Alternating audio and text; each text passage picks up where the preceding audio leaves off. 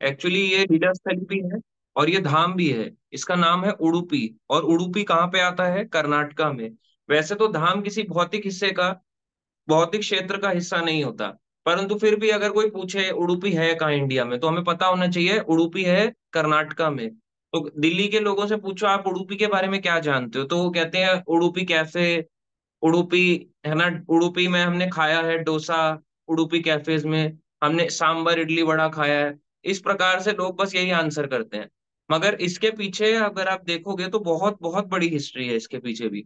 तो सबसे पहले आज हम स्टार्ट करेंगे, स्टार्ट पहले इससे करेंगे कि भगवान कृष्ण ने, जैसे टीचिंग पास ऑन होती है टीचर से स्टूडेंट, फिर स्टूडेंट आगे अपने आगे आने वाले स्टूडेंट्स को, फिर वो स्टूडेंट अपने आने वाले स्टूडेंट्स को, इस तरह से भगवान कृष्ण ने सबसे पहले ज्ञान दिया ब्रह्मा जी को। और इसके बाद धीरे धीरे करके ये आगे आगे बढ़ा। तो भगवान कृष्ण ने जो भक्ति का ज्ञान दिया, चार चार को दिया। चार मेन पर्सन्स को, कौन कौन थे? मेनली पहला है ब्रह्मा जी। तो ब्रह्मा जी को जो ज्ञान दिया, उस संप्रदाय का नाम पड़ा ब्रह्म माधव संप्रदाय। क्या पड़ा? ब्रह्म माधव संप्रदाय। दूसरा संप्रदाय जिनको ज्ञान दिया वो थे शिव जी। तो शिव जी को जो ज्ञान दिया उनका नाम पड़ा रुद्र संप्रदाय। शिव जी के संप्रदाय में रुद्र संप्रदाय। तीसरा जो भगवान कृष्ण ने ज्ञान दिया, आगे अपनी टीचिंग्स दी, भक्ति का ज्ञान दिया, वो दिया लक्ष्मी जी को। तो वो पड़ा श्री संप्रदाय। लक्ष्मी यानी श्री भी होता है लक्ष्मी का मतलब, तो श्री संप्रदाय। और चौथा था, क्या वॉइस नहीं आ रही है? अच्छा, क्लियर है। तो चौथा था, भगवान कृष्ण ने हंस अवतार लिया।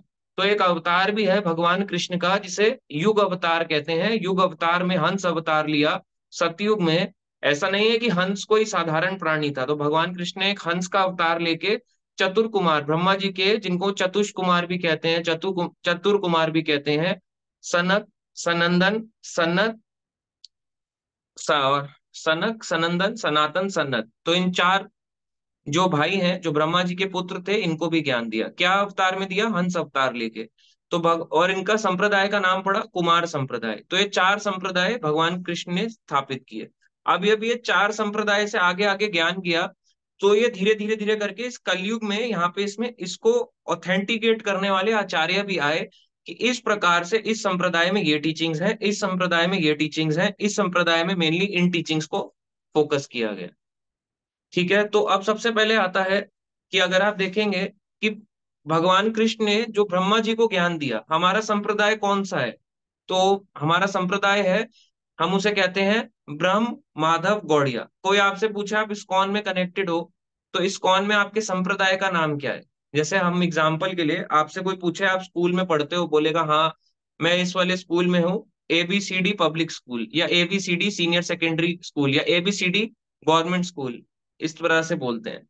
तो अगर आपसे कोई पूछे कौन से बोर्ड से एफिलिएटेड है, ठीक है ये स्कूल तो है, मगर कहीं ना कहीं से तो इसकी टीचिंग्स को रेगुलेट करने वाले कोई तो होंगे इसके ऊपर। तो ये टीचिंग्स कहाँ से रेगुलेट हो रही है? तो वो बोलेगा recognised and affiliated to CBSE, या क्या बोलता है, recognised and affiliated to ICSE. है ना, इस तरह से अलग अलग बोर्ड्स होते हैं, स्टेट बोर्ड्स भी होते हैं, सेंट्रल बोर्ड भी होते हैं। इस तरह से बोर्ड से रिकॉग्नाइज्ड होता है एक स्कूल। तो अब अगर हम किसी जगह से ज्ञान ले रहे हैं, तो हम कह सकते हैं कि हाँ हम ये हमारा स्कूल यहाँ से कनेक्टेड है, इस जगह से ज्ञान ले रहा है, सीबीएसई से, आईसीएसई से। इसी तरीके से भगवान कृष्ण ने जो ज्ञान दिया ब्रह्मा जी को, हम उस संप्रदाय में आए। तो इसका नाम, हमारे संप्रदाय का एक नाम भी तो होगा ना, ब्रह्म माधव गौड़िया। इस तरह से हमारे एक संप्रदाय का नाम है। अब इसे ब्रह्म माधव संप्रदाय को ब्रह्म माधव गौड़िया क्यों बोला गया? जैसे आप भगवत गीता खोलेंगे, तो भगवत गीता खोलने के बाद आप देखना, चैप्टर 1 है एक तरफ, और एक तरफ लिखा है गुरु परंपरा। जब अध्याय 1 से पहले आप देखेंगे, तो वहां पे 32 गुरु के नाम लिखे हैं, तो शिक्षा परंपरा दी गई है। तो जब आप देखोगे शिक्षा परंपरा में, कृष्ण से ब्रह्मा, ब्रह्मा से नारद, नारद से व्यास, व्यास से मध्व, मध्व यानी माधवाचार्य, और आगे आगे चलते चलते चलते चलते अब एक ज्ञान आया, तो उसमें चैतन्य महाप्रभु भी आए। चैतन्य महाप्रभु कौन है? स्वयं कृष्ण है। तो भगवान कृष्ण ने स्वयं, वैसे तो भगवान कृष्ण को आने की जरूरत नहीं है किसी संप्रदाय में, भगवान कृष्ण को क्या जरूरत किसी संप्रदाय में आने में, मगर फिर भी क्योंकि भक्त अवतार बन के आए थे महाप्रभु का, तो उन्होंने दिखाया कि एक, अगर कोई सही रूप से ज्ञान पाना चाहता है तो उसको एक संप्रदाय में कनेक्ट होना चाहिए। तो चैतन्य महाप्रभु ने खुद को इन चार में से स्पेशली इस संप्रदाय में ब्रह्म माधव जो संप्रदाय था इसमें खुद को कनेक्ट किया। अब इसको ब्रह्म माधव क्यों बोला गया? क्योंकि कृष्ण ने ब्रह्मा जी को जो ज्ञान दिया, ब्रह्मा से आगे आगे आगे जाते जाते जब ये कलयुग में आए माधवाचार्य जी, तो ये माधवाचार्य तक आया तो ब्रह्म माधव हो गया। जब ये आगे इसी संप्रदाय में चैतन्य महाप्रभु आए तो ब्रह्म माधव गौड़िया हो गया। तो तीन हम वर्ड यूज करते हैं, ब्रह्म माधव गौड़िया, इस तरह से। या शॉर्ट में कभी कभी कोई पूछे आप कौन से संप्रदाय से हैं, तो आप बोल सकते हो हम गौड़िया संप्रदाय से हैं। अगर आपको कुछ भी नहीं आता, ब्रह्म माधव गौड़िया, गौड़िया यानी कि हम चैतन्य महाप्रभु के फॉलो करने वाले हैं, तो गौड़िया संप्रदाय, गौर रिया। तो चैतन्य महाप्रभु को गौरंग महाप्रभु भी कहते हैं, इसलिए गौड़िया। ठीक है, तो एक तो ये संप्रदाय हो गया। ठीक है, क्लियर है? टफ तो नहीं लग रहा किसी को कि बहुत टफ चीजें बताई जा रही हैं? जितना हो सके उतना इजी हम डिस्कशन करेंगे।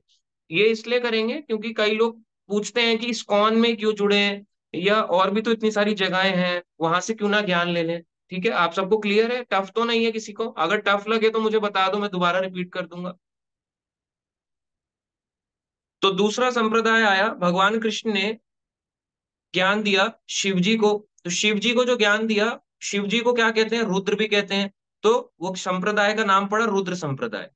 तो इसी संप्रदाय में कलयुग में एक आचार्य आए, उनका नाम था विष्णु स्वामी। ठीक है, अब इनमें क्या टीचिंग्स दी वो अभी हम थोड़ा थोड़ा बताएंगे, ज्यादा डिटेल में नहीं जाएंगे, नहीं तो सबको कंफ्यूज होने लगेगा। ठीक है, देवांश प्रभु जी कह रहे हैं रिपीट कर दीजिए। तो भगवान कृष्ण ने चार चार एक अलग अलग ब्रांचेस बनाई कि ये इस तरह से ही अगर किसी को ज्ञान प्राप्त करना है तो इन चार जगहों से लेके ज्ञान करे, यहीं से इन्हीं इन्हीं के अंडर में आके जुड़े प्रोसेस में। ठीक है, तो सबसे पहले उन्होंने ब्रह्मा जी को दिया। तो ब्रह्मा जी को दिया, तो ब्रह्मा जी के बाद जो कलयुग में आचार्य आए उनका नाम कहलाया माधवाचार्य। आप देखो भगवत गीता में चैप्टर 1 है, अध्याय 1, उससे पहले गुरु परंपरा भी दी गई है। तो वहां पे आप देखेंगे 5th नंबर पे लिखा हुआ है माधवा। ठीक है, कृष्ण से ब्रह्मा, ब्रह्मा से नारद, नारद से व्यासदेव, व्यासदेव से माधवा, यानी माधवाचार्य। तो ये शिक्षा परंपरा है, ये दीक्षा परंपरा नहीं है। तो कलयुग में आचार्य माधवाचार्य। तो इसी संप्रदाय में चैतन्य महाप्रभु खुद भी आए, जबकि भगवान को किसी संप्रदाय में आने की जरूरत नहीं है, मगर भगवान दिखा रहे हैं कि अगर मुझे भी ज्ञान लेना है, क्योंकि भगवान क्या कहते हैं भगवत गीता में, यत यत आचरति श्रेष्ठा तत् तत् एव इतरा जना। जैसे जैसे महापुरुष कार्य करता है सामान्य जन भी वैसे ही कार्य करते हैं। तो अगर भगवान ही गलत कार्य करेंगे, भगवान कहेंगे मुझे संप्रदाय में फॉलो नहीं करना, तो लोग कहेंगे अरे बड़े आए महाप्रभु, हमें बड़ा टीचिंग दे देते, खुद तो कुछ फॉलो नहीं किया। तो अब भगवान ने खुद संप्रदाय स्वीकार किया, तभी तो आज हम भी स्वीकार करने को तैयार हैं। इसलिए हमारे को एक बोनाफाइड सिस्टम से सीखना चाहिए। तो महाप्रभु ने पहला ये जो संप्रदाय था, इसका नाम, हमारे संप्रदाय का नाम पड़ा ब्रह्म माधव था। तो ब्रह्म माधव गौड़िया इसलिए हो गया क्योंकि चैतन्य महाप्रभु को हम फॉलो करते हैं। ठीक है, अब सेकंड आता है कि भगवान कृष्ण ने किसको ज्ञान दिया? शिव जी को। तो शिव जी को जो ज्ञान दिया वो पड़ा रुद्र संप्रदाय। तो शिव जी को जो ज्ञान दिया, ऐसा नहीं है कि शिव जी को ये बोला कि तुम भगवान हो, मैं तुम्हारा शिष्य हूं। जैसे कई लोग एक चीज को लेके डाउट करते हैं, स्पेशली कौन सा वाला, रामेश्वरम वाली बात को लेके, कि भगवान कृष्ण की जब राम भगवान आ रहे थे, राम को मार दिया था, तो बोले है ना, हमने तो रावण, रावण तो शिव जी का महान भक्त था, हमने उसका वध कर दिया है, तो चलो इनकी स्थापना कर देते हैं। तो राम ने देखो शिव जी की पूजा करी। तो राम ने शिव जी की अगर पूजा करी, इसका प्रमाण क्या है? तो अगर आप देखो भगवान कृष्ण ने तो अर्जुन का भी रथ चलाया, तो हमें अर्जुन को भी पूजना चाहिए उस हिसाब से। क्योंकि भगवान कृष्ण, ये राम ये दिखा रहे हैं कि हमने शिव जी को पूजा, तो कृष्ण ये भी तो दिखा रहे हैं कि मैंने अर्जुन का रथ चलाया, तो आप अर्जुन की भी पूजा करो। अर्जुन को आप मानो supreme personality of God head, मगर हम क्या बोलते हैं? अर्जुन को भक्त ही बोलते हैं, अर्जुन को कभी भगवान तो नहीं बोलते। इसी तरीके से, हाँ, इसी तरीके से अगर आप देखोगे कि जो संप्रदाय का ज्ञान दिया, भगवान कृष्ण ने ज्ञान दिया शिव जी को, उसमें ये बताया अपनी टीचिंग्स के बारे में कि मेरी भक्ति कैसी करी जाए। तो उस संप्रदाय में ज्ञान जो दिया गया, उस संप्रदाय को कहते हैं रुद्र संप्रदाय। कलयुग में इसमें आचार्य आए, उनका नाम था विष्णु स्वामी। क्या? विष्णु स्वामी। और विष्णु स्वामी के बाद ये आगे इसी के एक और आचार्य आए, सेकंड आचार्य जिसको हम कह सकते हैं, उनका नाम था वल्लभाचार्य। क्या नाम था? वल्लभाचार्य। तो आप देखोगे उनका तिलक कैसा होता है, ऐसे यू शेप का होता है और बीच में बिंदी होती है, वल्लभाचार्य संप्रदाय। और वहां पे किस रूप की पूजा करी जाती है? यानी लड्डू गोपाल जी की पूजा करी जाती है। तो जैसे आप जाओगे आज के समय में, माधवाचार्य का जो संप्रदाय है, माधवाचार्य जो मैं पहला वाला बता रहा था, उनका जो हेड सेंटर है, माधवा संप्रदाय का जो हेड सेंटर है वो यहीं पे है, उडुपी कर्नाटका में। सेकंड वाला जो रुद्र संप्रदाय है, उनका जो हेड सेंटर है, यानी कि हर चीज का एक सेंटर होता है ना, इस्कॉन का मेन सेंटर कहाँ है? कई लोग कहते हैं वृंदावन, कई लोग कहते हैं दिल्ली, कई लोग कहते हैं मुंबई, नहीं, इस्कॉन का मेन हेड सेंटर है मायापुर। वैसे ही माधवाचार्य संप्रदाय का, ब्रह्म माधव संप्रदाय का मेन सेंटर है उडुपी कृष्णा, उडुपी में। रुद्र संप्रदाय का मेन सेंटर है नाथ द्वारा, राजस्थान। जब आप जाओगे उदयपुर, उदयपुर से 50-55 किलोमीटर आगे आता है नाथ द्वारा, राजस्थान, जहाँ पे श्रीनाथ जी की पूजा होती है, और वहां पे लड्डू गोपाल जी की रूप में पूजा होती है। क्योंकि देखो, शिव जी जब आए थे कहाँ पे, भगवान कृष्ण का दर्शन करने के लिए, तो यशोदा कृष्ण को दर्शन नहीं करने देती। क्यों? क्योंकि कहती हैं कि अगर शिव जी जैसे इस भयंकर पुरुष को देख लेगा, जबकि वो जानती नहीं थी कि शिव जी आए हैं, तो उन्होंने देखा कि एक साधु का वेश बना के आए हैं, तो साधु से इतना, मतलब वो देखे कि अगर देखेगा, मेरा लल्ला देखेगा तो डर जाएगा इसको देख के। तो शिव जी भी कैसे रहते हैं नंद गांव में, आशेश्वर महादेव के रूप में। एक पर्वत है आशेश्वर महादेव, आशा लगाए बैठे हैं कि कब कृष्ण आएंगे और मेरे को दर्शन देंगे। तो इसलिए आप देखो, शिशु रूप में, वैसे होता है ना इन्फेंट रूप में, यानी लड्डू गोपाल ऐसे। अभी भगवान कृष्ण खड़े भी नहीं हो सकते एकदम, जैसे चलता है ना बच्चा, चलता है ऐसे ऐसे करके, पैरों के पर रेंग रेंग के चलता है, ऐसे लड्डू गोपाल के रूप में कृष्ण की पूजा होती है। कहाँ पे? रुद्र संप्रदाय में। तो रुद्र संप्रदाय में मुख्यतः ये है। अब आता है, ये हमने इनका सेंटर बताया नाथ द्वारा। अब आता है तीसरा संप्रदाय। तो भगवान कृष्ण ने एक अवतार लिया, युग अवतार। तो सतयुग का समय था, सतयुग में भगवान का एक अवतार आया जिसे कहते हैं हंस अवतार। तो भगवान कृष्ण ने अनेकों अनेक अवतार लिए। ऐसा नहीं था कि कोई लिमिटेड थे, भगवान की शक्ति लिमिटेड है। हम अपनी छोटी सी बुद्धि से नहीं सोच सकते कि भगवान कृष्ण ने ऐसे भी अवतार लिए होंगे। जो भगवान कृष्ण कछुए का कूर्म अवतार ले सकते हैं, मछली का मीन अवतार ले सकते हैं, तो क्या हंस अवतार नहीं ले सकते? बिल्कुल ले सकते हैं। तो भगवान कृष्ण ने एक सुंदर हंस का अवतार लिया, और उनके बताते हैं उन्होंने किसको ज्ञान दिया हंस रूप में? चतुर कुमार को। तो चतुष कुमार को ज्ञान दिया, जो ब्रह्मा जी के चार पुत्र हैं, सनक, सनंदन, सनातन, सनत। तो क्योंकि इन्हें चतुर कुमार भी कहते हैं, तो इनके संप्रदाय का नाम पड़ा कुमार संप्रदाय। इसके आचार्य जो कलयुग में आए, उनके आए निम्बार्काचार्य। क्या? निम्बार्का आचार्य। आप सब लिख भी सकते हैं, अगर आप लिखेंगे तो आपको पता चलेगा कि चार संप्रदाय कौन से हैं। ठीक है, और फिर मैं पूछूंगा भी कि आपने लिखा या नहीं लिखा। तो निम्बार्काचार्य, इनका हेड सेंटर कहाँ पे है? सलेमाबाद। जब अजमेर से 45-50 किलोमीटर आगे को जाते हैं तो राजस्थान में एक जगह आती है सलेमाबाद। बाद में मुगल्स की वजह से नाम सलेमाबाद पड़ गया, पहले कुछ और था, पर अभी इसको सलेमाबाद कहते हैं। तो अजमेर से आगे पड़ता है, या फिर पुष्कर से भी आगे पड़ता है। पुष्कर राजस्थान में जहां ब्रह्मा जी का मंदिर है, उससे 45-50 किलोमीटर आगे पड़ता है सलेमाबाद। तो इनका हेड सेंटर है कुमार संप्रदाय का। तो वहां पे कुमार संप्रदाय का मेन ब्रांच है। ठीक है, तो ये हो गए तीन संप्रदाय। अब आता है चौथा संप्रदाय, जिसे कहते हैं श्री संप्रदाय। भगवान कृष्ण ने लक्ष्मी जी को भी ज्ञान दिया। तो लक्ष्मी जी को जो ज्ञान दिया, क्योंकि लक्ष्मी को क्या कहते हैं? श्री। तो इसलिए इनका नाम श्री संप्रदाय भी पड़ा। तो श्री संप्रदाय के कलयुग में एक आचार्य आए जिनका नाम है रामानुजाचार्य। तो रामानुजाचार्य लक्ष्मण जी का अवतार भी कहलाते हैं। आप देखोगे अभी कुछ समय पहले, अभी एक दो साल या 3 साल करीब पहले, स्टैचू ऑफ इक्वालिटी करके बना है हैदराबाद में, तेलंगाना, हैदराबाद तेलंगाना में बना है। आप देखेंगे उसमें रामानुजाचार्य जी ऐसे बैठे हैं, ऐसे उनका एक फ्लैग होता है, आपने देखा होगा, ऐसे करके एक फ्लैग रखा होता है, और इस प्रकार से बैठे हुए हैं। और उनका तिलक कैसा होता है? व्हाइट कलर का होता है और बीच में रेड कलर का। तो ये श्री संप्रदाय है।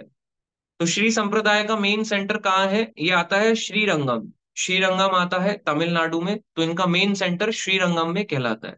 ठीक है, तो ये चार मेन संप्रदाय हैं। तो भगवान कृष्ण ने एक संप्रदाय को चूज करा, कौन सा? ब्रह्म माधव संप्रदाय।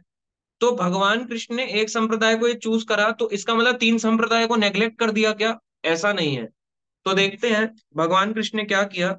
जब चैतन्य महाप्रभु के रूप में आए, तो कलयुग में भगवान कृष्ण ने एक अवतार नहीं, बेसिकली एक भक्त अवतार के रूप में आए। भक्त रूप में आने के बाद राधा रानी के भाव में थे, तो उन्होंने चैतन्य महाप्रभु का रूप लेके आए। तो इन्होंने आए तो एक संप्रदाय में, मगर हर संप्रदाय से कुछ ना कुछ इंपॉर्टेंट टीचिंग्स को लिया। जैसे कि ब्रह्मा जी को जो ज्ञान दिया, हाँ, ये अलग अलग संप्रदाय इसलिए दिए, भगवान कृष्ण ने इसलिए अलग अलग संप्रदाय बनाए हैं, क्योंकि कोई ये एक्सेप्ट नहीं कर सकता तो ये करेगा, ये नहीं कर सकता तो ये करेगा। अब हो सकता है जैसे श्री संप्रदाय में मेनली आप देखोगे वहां शिशु रूप में जनरली इतनी पूजा नहीं होती है। वहां कृष्ण के, जब कृष्ण युवावस्था से आगे बढ़ जाते हैं, जैसे कि राम रूप में पूजा होती है ना। तो राम, एक तो होता है राम लल्ला छोटे, एक होते हैं भगवान राम, है ना। इस प्रकार से राजा रूप में उनकी पूजा करी जाती है। जैसे भगवान विष्णु हो गए, राजा रूप में पूजा करी जाती है। तो श्री संप्रदाय में इस भाव से पूजा करी जाती है, ऐश्वर्य भाव से। ठीक है, तो हो सकता है किसी को अगर ऐश्वर्य भाव से पूजा करनी अच्छी लगती हो या भक्ति करना अच्छा लगता हो सकता है उसको लड्डू गोपाल की पूजा इतनी अच्छी ना लगे। इसका मतलब ये नहीं है कि उसका भाव या वो भगवान उनको नहीं मान रहा, उसका भाव राम के प्रति या भगवान विष्णु या नारायण के प्रति ज्यादा है। इस प्रकार से ऐश्वर्य भाव के प्रति उसका ज्यादा भाव है।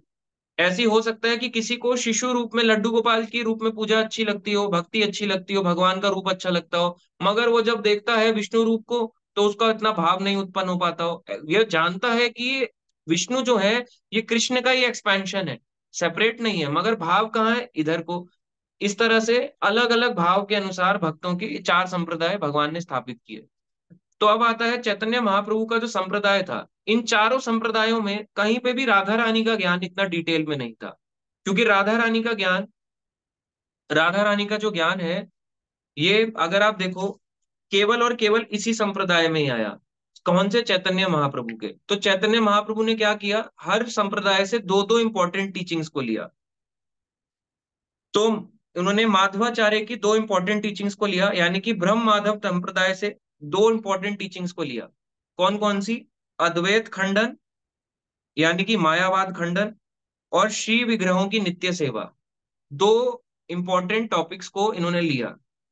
क्या? मायावाद का खंडन, और दूसरा श्री विग्रहों की नित्य सेवा, कि कैसे भगवान की नित्य सेवा करी जाए, विग्रहों की सेवा। तो एक उन्होंने संप्रदाय से ये टीचिंग ली। अब दूसरा संप्रदाय है रुद्र संप्रदाय। तो रुद्र संप्रदाय के आचार्य थे विष्णु स्वामी। तो विष्णु स्वामी से, इस रुद्र संप्रदाय से उन्होंने दो टीचिंग्स ली। यानी पहली टीचिंग ली तदीय सर्वस्व भाव, तदीय सर्वस्व भाव, और चौथा, और सेकंड राग मार्ग। तो ये दो टीचिंग्स ली। अब आता है भगवान चैतन्य महाप्रभु ने एक तीसरे संप्रदाय यानी कि कुमार संप्रदाय से भी दो टीचिंग ली। क्या क्या लिया? एकांत राधिका आश्रय, एकांत राधिका आश्रय, और गोपी भाव। ये कुमार संप्रदाय से लिया। और दो टीचिंग उन्होंने ली श्री संप्रदाय से। श्री संप्रदाय से उन्होंने ली रामानुजाचार्य के संप्रदाय से अनन्य भक्ति, अन्य भक्ति और भक्तों की सेवा। तो हर संप्रदाय से दो दो टीचिंग्स को उन्होंने लिया और अपने गौड़ीय वैष्णव फिलॉसफी में ये सब दिया। तो कई लोग कहते हैं कि इस्कॉन की जो टीचिंग्स हैं या चैतन्य महाप्रभु की जो टीचिंग्स हैं ये कम है। ठीक है, एक बार दोबारा बता दूं तो माधवाचार्य, तो भगवान चैतन्य महाप्रभु ने 8 टीचिंग्स को लिया। 8 टीचिंग्स के बेसिस, 8 टीचिंग्स के बेसिस पे अपने संप्रदाय को स्थापित किया। तो हर चार संप्रदाय से दो दो इंपॉर्टेंट टीचिंग्स को लिया। माधवाचार्य जैसे जो ब्रह्म माधव संप्रदाय से टीचिंग्स ली, वो ली अद्वैत खंडन और श्री विग्रहों की नित्य सेवा। दूसरा उन्होंने रुद्र संप्रदाय से जो टीचिंग्स को लिया वो था तदीय सर्वस्व भाव, तदीय सर्वस्व भाव और राग मार्ग। अभी हम इसको एक्सप्लेन नहीं करेंगे क्योंकि अपने आप में एक एक इंडिविजुअल टॉपिक एक एक घंटे का हो जाएगा। ठीक है, अभी मैं सिर्फ नाम बता रहा हूँ, तदीय सर्वस्व भाव और राग मार्ग। फिर आया कुमार संप्रदाय, वहां से भी इन्होंने दो दो टीचिंग्स को लिया। तो उन्होंने लिया एकांत राधिका आश्रय, एकांत राधिका आश्रय और गोपी भाव। तो ये दो टीचिंग्स उन्होंने ली कुमार संप्रदाय से। और अब आता है श्री संप्रदाय। श्री संप्रदाय से भी उन्होंने दो टीचिंग्स को लिया। कौन कौन सी? अनन्य भक्ति, अनन्य भक्ति और भक्तों की सेवा। तो ये हो गई, हर संप्रदाय से दो दो इंपॉर्टेंट टीचिंग्स को उन्होंने ले लिया। अब उसके बाद जो ने ये लिया, इन प्रॉपर 8 टीचिंग से इन्होंने अपने एक संप्रदाय को दिया जिसको कहा गौड़िया वैष्णव।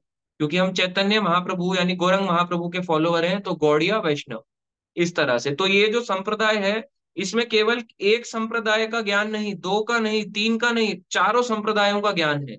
और हर संप्रदाय में राधा रानी का ज्ञान नहीं था, केवल और केवल इसी संप्रदाय में है। आप कहोगे राधिका राधा रानी का ज्ञान क्यों नहीं था? क्योंकि इस संप्रदाय, हर संप्रदाय में देखो, कृष्ण तो थे, मगर राधा रानी के बारे में ज्यादा जिक्र नहीं किया गया। राधा रानी के बारे में ज्यादा जिक्र नहीं है। ना तो माधवाचार्य के संप्रदाय में, ना तो रुद्र संप्रदाय में, ना कुमार संप्रदाय में, और ना श्री संप्रदाय में, कहीं पे भी राधा रानी का ज्यादा जिक्र नहीं था। तो इसलिए इस संप्रदाय में सबसे ज्यादा है, क्योंकि राधा रानी से ज्यादा खुद को कौन जानता है? अगर हम आपसे पूछें अपने बारे में बताओ, तो आपसे अच्छा आपको कौन जानता होगा? मैं तो नहीं जानता ऑब्वियसली। हमसे अच्छा हमें कोई नहीं जानता, हम ही जानते हैं कि हम कितने कैसे हैं। इसी प्रकार से राधा रानी जब स्वयं भक्त अवतार, जब भक्त ये महाप्रभु के भाव के रूप में आई हैं, तभी तो बताएंगे कि राधा रानी का भाव क्या है कृष्ण के प्रति। तो इसलिए जो ये संप्रदाय है, इसमें सबसे ज्यादा ज्ञान है। टॉप मतलब ये नहीं है कि अब बाकी संप्रदाय अधूरे हैं, वो संप्रदाय भी अपने आप में परफेक्ट है। प्रभुपाद जी कहते हैं कि यदि कोई किसी भी संप्रदाय में, इन चार में से किसी भी संप्रदाय में लेके ज्ञान ले रहा है और भक्ति कर रहा है, तो वो अपने आप में ही परफेक्ट है। अगर कोई बोले कि मुझे संप्रदाय स्वीकार नहीं करना, मैं नहीं मानता ये संप्रदाय वगैरह, मेरे को नहीं समझ आता ये सब, मैं तो बस हूँ अपने आप नाम जप करता हूँ, अपने आप सब कुछ करता हूँ, मुझे किसी के साथ नहीं रहना, तो पद्म पुराण का एक श्लोक है, उसमें कहता जाता है, संप्रदाय विहीना ये मंत्रस्ते निष्फल मता। यानी संप्रदाय विहीना, जो संप्रदाय विहीन है, ये मंत्रस्ते निष्फला मता। यानी जब भी वो मंत्र, जो भी वो मंत्र का जाप कर रहा होगा बिना किसी संप्रदाय में जुड़े, तो वो निष्फल, क्योंकि उसका फल क्या है? उसको भगवान की भक्ति चाहिए, ये मंत्र जाप करके उसको भगवान की भक्ति चाहिए, वो नहीं मिलेगी। क्योंकि कृष्ण ने महाप्रभु के रूप में स्वयं, वो खुद किसको ले रहे हैं? वो खुद संप्रदाय में आ रहे हैं। और कोई भक्त बोले कि मुझे नहीं जुड़ना किसी संप्रदाय में, तो वो जो भी मंत्र जाप कर रहा है, उससे उसको कभी भी कृष्ण प्रेम नहीं मिलेगा, भगवान की प्राप्ति नहीं होगी, ना गोलोक धाम मिलेगा या भगवान का वैकुंठ धाम मिलेगा, कभी नहीं मिलेगा। क्योंकि बिना संप्रदाय के भगवान का ज्ञान आ ही नहीं सकता। अगर आ जाता तो भगवान भगवत गीता में इतना बड़ा क्यों कहते कि मुझे केवल गुरु परंपरा द्वारा प्राप्त किया जा सकता है? 4.2 में भगवत गीता में लिखा गया है कि भगवान कृष्ण को केवल गुरु परंपरा द्वारा जाना जा सकता है। अगर किसी और द्वारा जाना जा सकता, तो भगवान कृष्ण बोल देते डायरेक्ट करो, कोई भी मुझे जान जाएगा। तो इसलिए संप्रदाय इंपॉर्टेंस है। अब कोई बोले कि मैं स्कूल जाता हूँ, पर मेरा स्कूल सीबीएसई बोर्ड से कनेक्ट ना हो, तो क्या उस स्कूल की वैल्यू होगी? क्या उस चाइल्ड की वैल्यू होगी? सोचो, उसने एग्जाम दिए, सब पास किया, अच्छे मार्क्स भी लाया, मगर क्योंकि वो सीबीएसई बोर्ड से एफिलिएटेड नहीं था, रेगुलेटेड स्कूल नहीं था, तो उसको एक्सेप्ट नहीं किया जाएगा, चाहे वो कितना भी इंटेलिजेंट क्यों ना हो। तो एक्सेप्ट तभी किया जाता है जब कोई संप्रदाय में रह के भक्ति करता है। तो ये आपको अगर कोई पूछे इस कौन कौन सा संप्रदाय है, तो ब्रह्म माधव गौड़िया और इस्कॉन में क्या सारी टीचिंग्स हैं? आप बता सकते हो हाँ सारी टीचिंग्स हैं। कहाँ लिखा है? आप बोलो, ये शास्त्रों में लिखा है। एक ग्रंथ है, उसका नाम है श्रीपाद माधवाचार्य, उसमें लिखा है। बोलो, ये ग्रंथों में लिखा गया है। ऐसा नहीं है कि ये केवल बोलने की बात थी, कहने की बात थी तो कह दी। ठीक है, तो ये चार संप्रदाय हैं। अब इसमें संप्रदाय में एक और चीज आती है कि कई लोग आपको ये भी डाउट करते मिलेंगे। ये मैं पहले संप्रदाय वाला पॉइंट इसलिए क्लियर कर रहा हूँ, क्योंकि कई लोग कहते हैं हम वहां से जुड़े हुए हैं, हम वृंदावन से जुड़े हुए हैं, हम उन वाले धाम वाले बाबा जी से जुड़े हुए हैं, हम उनसे जुड़े हुए हैं। तो उनको समझना चाहिए कि वो इन चार संप्रदायों में आते हैं या नहीं आते। अब आप कैसे चेक करोगे? आपका कार्य कैसे है चेक करने का? आप उनसे जाके पूछ सकते हो। आपका जो संप्रदाय है, हरे कृष्णा महाराज जी, गुरु जी, जो भी भक्त हैं, कि ये संप्रदाय आता किस कौन से संप्रदाय में है? वो बोलेगा ये वाला संप्रदाय है। बोलेगा इन चार में से कौन से संप्रदाय में आता है? बोलेगा ऐसा कुछ नहीं, हमारा अपना है। तो कोई संप्रदाय अपना हो सकता है क्या? कोई संसार में संप्रदाय ये बोल सकता है कि हमारा अपना संप्रदाय है? तो इसको क्या समझना चाहिए? अप संप्रदाय। अप संप्रदाय कैसा होता है? जैसे मैंने कई बार एग्जांपल दिया है, जैसे गंगा नदी है, गंगा नदी बहते हुए जा रही है, कहाँ से? गंगोत्री से बंगाल तक बहती भी जा रही है। अब जैसे दिल्ली में एक नदी, नदी तो क्या है, छोटा सा एक हिस्सा आ गया जिसको कहते हैं हिंडन नदी। हालांकि वो नदी तो क्या है, सूखा हुआ हिस्सा ही है वो, ना के बराबर ही है। मगर फिर भी वो जो अब आ गया, तो वो हिंडन क्या है? हिंडन नदी गंगा नदी का ही तो है वो। अब अगर कोई गांव में अपने पानी ले आए, खुदाई खुदाई कर करके पानी की दिशा को थोड़ा सा अपने गांव में ले ले, तो क्या वो पानी अलग हो जाएगा? मान लो कहीं से गंगा बहते हुए जा रही है, गंगोत्री से बंगाल तक, बीच में किसी का गांव आया, गांव वालों ने खोदना शुरू किया, पानी उनके गांव तक आ गया, बोलेगा ये तो पानी है, ये गंगा नदी नहीं है, तो क्या एक्सेप्टेंस होगी इसकी? आपको क्या लगता है, क्या इसकी एक्सेप्टेंस होगी? वो बोले ये पानी है, गंगा नहीं है, आप कौन बताएगा? आपको लगता है कि ये एक्सेप्ट होगा ये बात? कौन बताएगा हैंड रेस करके?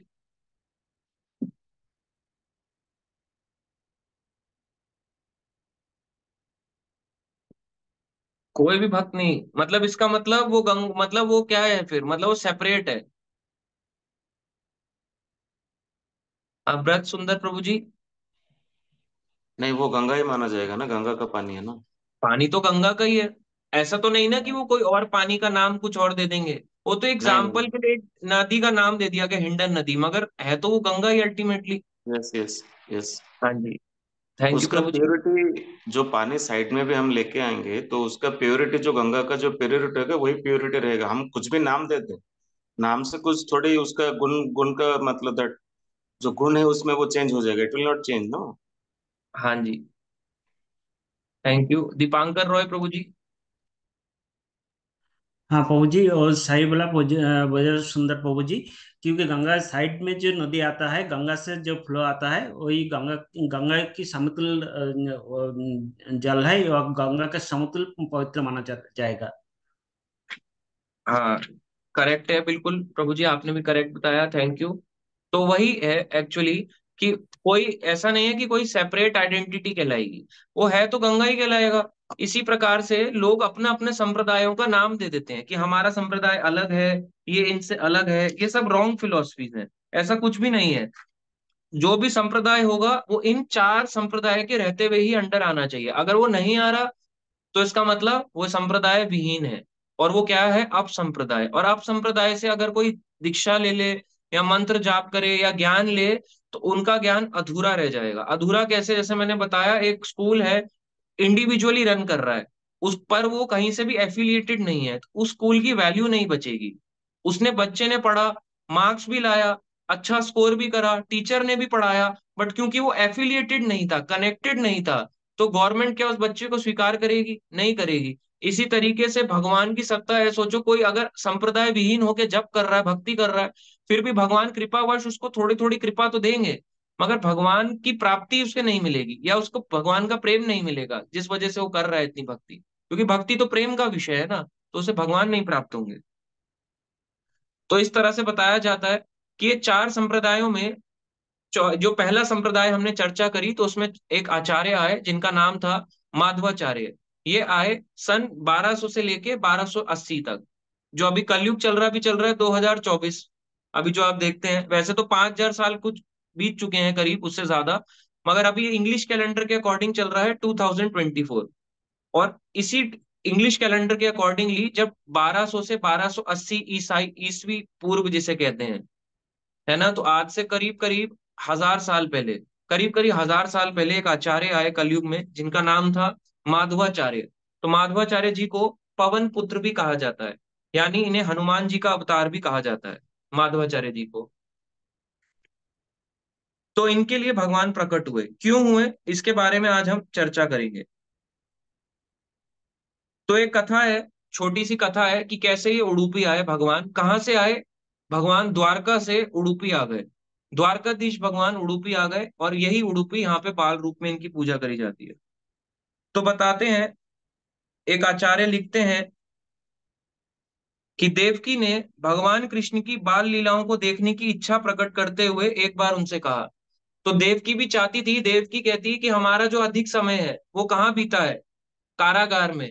हम तो कारागार में रहे हैं, जितनी भी तुमने बाल लीलाएं करी हैं, वो तो तुमने यशोदा के साथ करी है। बाद में जब तुम वृंदावन को छोड़ के मथुरा आ गए, जब तुमने कंस का वध किया, हम कंस की कारागार से, जेल से आजाद हुए, तब जाके हमें तुम्हारे के दर्शन मिले, तब जाके हम तुम्हें प्राप्त कर पाए। तो हमने जो है, हमने तुम्हारी कभी बाल लीलाएं नहीं देखी। तो देवकी की बहुत इच्छा थी कि जिस प्रकार से यशोदा ने कृष्ण की बाल लीलाओं का आनंद उठाया है, वैसी देवकी भी कृष्ण की बाल लीलाओं का आनंद उठाए। तो ये देवकी की इच्छा होती है। तो देवकी मैया कहती है कृष्ण से कि हे कृष्ण, यशोदा वास्तव में भाग्यशाली है, क्योंकि उन्हें आपकी बाल लीलाओं व क्रीड़ाओं के आनंद को प्राप्त करने का परम सौभाग्य प्राप्त हुआ है। तो कहती हैं उनको सारा सौभाग्य दे दिया आपने, मुझे कुछ नहीं दिया आपने, सारा का सारा वही लेगी क्रेडिट। जबकि प्रार्थना तो मैंने करी थी, मेरे लिए आप जेल में प्रकट हुए ना, आप मेरे लिए आए और चले आप कहाँ गए? भगवान कृष्ण कहाँ चले गए? गोकुल में। तो गोकुल में वैसे तो बतवाते हैं जो 5,000 साल पहले जन्म हुआ भगवान कृष्ण का, दो जगह हुआ। कई लोगों को पता नहीं होगा शायद, जो नए हैं, दो जगह भगवान कृष्ण का जन्म हुआ। एक हुआ कहाँ पे? गोकुल में। गोकुल में यशोदा की गर्भ से जन्म हुआ। और एक एक तरह जन्म हुआ देवकी के लिए प्रकट हुए। तो ऐसा नहीं है कि देवकी के गर्भ में चतुर्भुज विष्णु ऐसे करके प्रकट हो गए हो, तो बेचारी देवकी मैया की गर्भ कैसे संभाल पाती चतुर्भुज विष्णु को, इतने खतरनाक को। तो देवकी के लिए भगवान प्रकट हुए, क्योंकि देवकी ने पिछले जन्म में भगवान से प्रार्थना करी थी कि मुझे आपके जैसा पुत्र प्राप्त हो। और वैसे ही पिछले जन्मों में जब यशोदा मैया थी, हालांकि यशोदा मैया कोई भौतिक नहीं है, मगर क्योंकि भगवान जब आते हैं तो भगवान के भक्त भी आते हैं भगवान की लीलाओं में। तो यशोदा मैया ने प्रार्थना करी थी कि मैं जब आऊं तो आप ही मेरे पुत्र बन के आए। एक ने मांगा आप जैसा पुत्र, और एक ने मांगा आप ही मेरे पुत्र बन के आए। तो एक के लिए स्वयं कृष्ण भगवान पुत्र बन के आए, और एक के लिए पहले विष्णु रूप प्रकट हुआ, क्योंकि उन्होंने विष्णु से प्रार्थना करी थी देवकी मैया ने। तो विष्णु प्रकट हुआ, उसके बाद शिशु रूप में आ गए। फिर इसके बाद आप जानते हैं कि वसुदेव जी कैसे उनको लेके गए। और जब लेके जा रहे होते हैं, लेके जाने के बाद गोकुल में गए, और जो देवकी वाले कृष्ण थे उनको पता भी नहीं चला वसुदेव जी को कि यहाँ पे कृष्ण ऑलरेडी लेटे हुए हैं, ये वाले कृष्ण इनमें मर्ज हो जाते हैं। उनको पता भी नहीं चला, और उन्हें वहां से योग माया को उठाया और फिर यहाँ पे वापस मथुरा को ले आए। ठीक है, तो ये तो आप सबने सुना ही होगा। तो ये सब चीजें हुई। तो बताते हैं कि वो कहती हैं सारी लीलाएं तो आपने वहीं उन्हीं के साथ करी, यशोदा मैया के साथ, हमारे को तो मौका ही नहीं दिया, हमारी कब बारी आएगी? तो वो कहती हैं कि मैं चाहती हूँ, मेरी एक आपसे विनती है, मेरी एक आपसे आशा है कि मेरे लिए भी आप वैसे ही बाल लीलाएं करें जैसे आपने यशोदा के लिए करी है। आप उनके लिए माखन चुराते, यशोदा से छुप छुप के माखन चुराते थे। दामोदर लीला हुई। दामोदर लीला आप सब जानते ही हो, जो कार्तिक के महीने में हुई, दीपावली के दिन सुबह के समय में, ब्रह्म मुहूर्त के समय में हुई। तो कहती है जिस प्रकार से आपने उनके लिए किया, मेरा भी तो बनता है ना क्रेडिट, मुझे भी तो बनता है, मैं भी तो आपकी माता रही हूं ना। इस प्रकार से उनने इच्छा व्यक्त करी। इस प्रकार से जब उनने देवकी की इच्छा को सुना, तो जब देवकी दही मथ रही थी द्वारका में, जब देवकी मैया दही मथ रही थी ऐसे करके, दही होती है कैसे मथते हैं दही को, आपने देखा होगा धागे से ऐसे ऐसे करके मत मथते हैं, या फिर आपने देखा होगा इस तरह से मथी जाती है। दोनों में से चर्निंग प्रोसेस जिसे कहते हैं। जब दही मथ रही थी, कृष्ण एक छोटे बालक के समान रोते हुए आए, वही कई प्रकार से देवकी को आनंद प्रदान किया। तो देवकी को उन्होंने आनंद प्रदान किया इस प्रकार से माता की वो गोद में आके बैठ गए। सोचो भगवान कृष्ण माता की गोद में आके बैठ जाते हैं द्वारका में, और दूध पीने की इच्छा करने लगे। तो जब दूध पीने की इच्छा करी तो सोचो, देवकी मैया क्योंकि उनकी माँ है, माँ को भी अपने पुत्र को मना करेगी, तो माँ अपने पुत्र को दूध पिलाती है, भगवान कृष्ण को दूध पिलाती है। अब कोई इसे भौतिक समझेगा, काल्पनिक समझेगा कि कृष्ण कैसे हैं, इतने बड़े हो गए दूध पीने आ रहे हैं, भाई कैसा भगवान है ये कि इसको दूध पीने की पड़ी है। देवकी ने इच्छा प्रकट करी कि मुझे वैसे ही बाल लीलाओं का सौभाग्य चाहिए। उसी प्रकार से भगवान कृष्ण ने बाल लीलाएं देवकी के साथ करी। तो देवकी को भी ये सौभाग्य प्राप्त हुआ, और देवकी ने भी भगवान कृष्ण को स्तनपान करवाया। तो इस प्रकार से जब स्तनपान कराया तो भगवान कृष्ण उठ गए, और उठ के जब उनकी इच्छा हुई तो उन्होंने दही के पात्रों को फोड़ डाला, जिनमें देवकी मैया दही ऐसे ऐसे करके मथ रही थी, उनको तोड़ डाला, और तोड़ने के बाद उनसे ऐसे करके माखन खाने लगे। आप जानते हो कि भगवान कृष्ण कैसे माखन खाते हैं, ऐसे नहीं खाते हमारी तरह रोटी में लगा लगा के, ऐसे करके आलू पराठा, है ना, कौन सा अमृतसरी कुलचा, ऐसे नहीं खाते थे वो कि थोड़ा सा लगाया ऐसे करके अमृतसरी कुलचा, बाकी मटर इधर बाकी बटर इधर, ऐसे खाते थे भगवान, ऐसे चाट चाट के। इससे पता चलता है एक चीज होती है कि कोई ऐसे खा रहा है, ऐसे खाने में कम प्रेम लगता है, मगर कोई ऐसे ऐसे चाट के खा रहा हो, सोचो थाली चाट के खा रहा हो, तो इसका मतलब वो चीज बहुत टेस्टी बनी है। ऐसी भगवान कृष्ण हाथ को ऐसे ऐसे करके दही खाने लगे, माखन खाने लगे।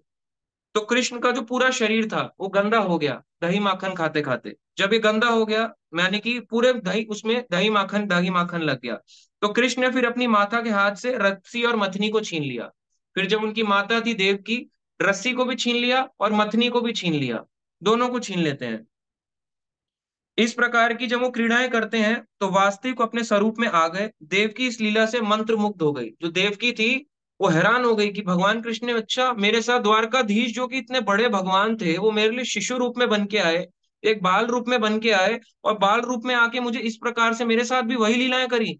तो एकदम हैरान हो गई। जैसे आपके सामने सोचो, अभी आप ऐसे कर रहे हो, सुन रहे हो, आपके सामने भगवान कृष्ण आ जाए और आपकी चेयर के पीछे आके बैठ के ऐसे आपके पीठ पे अपनी पीठ कंधे पे अपना सर रख लें, या आपके कंधे पे ऐसे ऐसे कर दें, तो आप भी हैरान नहीं हो जाओगे क्या? तो उनके सोचो सामने वो लीलाएं हो रही हैं, देव की आश्चर्यचकित हो गई। तो जब ये लीलाएं हुई, इस लीला को देखने के लिए रुक्मणी देवी ने भी देखा। तो रुक्मणी देवी तो वैसे जानती हैं कि कृष्ण की जो लीलाएं हैं असंख्य लीलाएं हैं, असंख्य कृष्ण के रूप हैं, अनंत रूपों का दर्शन पहले भी कर चुकी थी। मगर उनको ये जो बाल कृष्ण का रूप था ये बहुत पसंद आया। उनका जो मोह है, यानी कि अटैचमेंट होता है ना, ये बाल कृष्ण के रूप में बहुत ज्यादा बढ़ गया। तो उसने कृष्ण से विनती करी कि मैं चाहती हूँ कि आप मुझे ऐसा ही विग्रह मुझे प्रदान करें, अपने इस बाल रूप का विग्रह प्रदान करें, जिसमें आपने दही दही माखन की, जैसे आपने लीला करी है देवकी के लिए, उनके लिए माखन फोड़, ये मटकी को फोड़ा और दही और माखन को खाया, मैं चाहती हूँ ऐसा ही विग्रह बाल रूप में मुझे भी दें।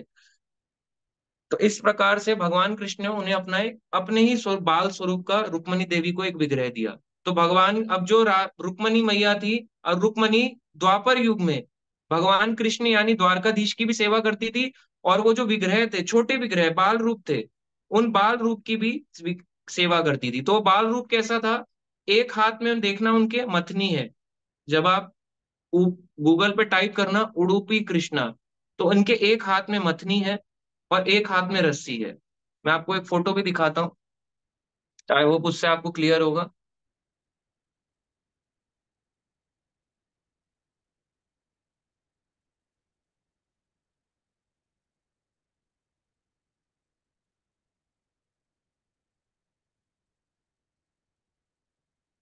आप सबको अभी दिख रहा है क्या स्क्रीन?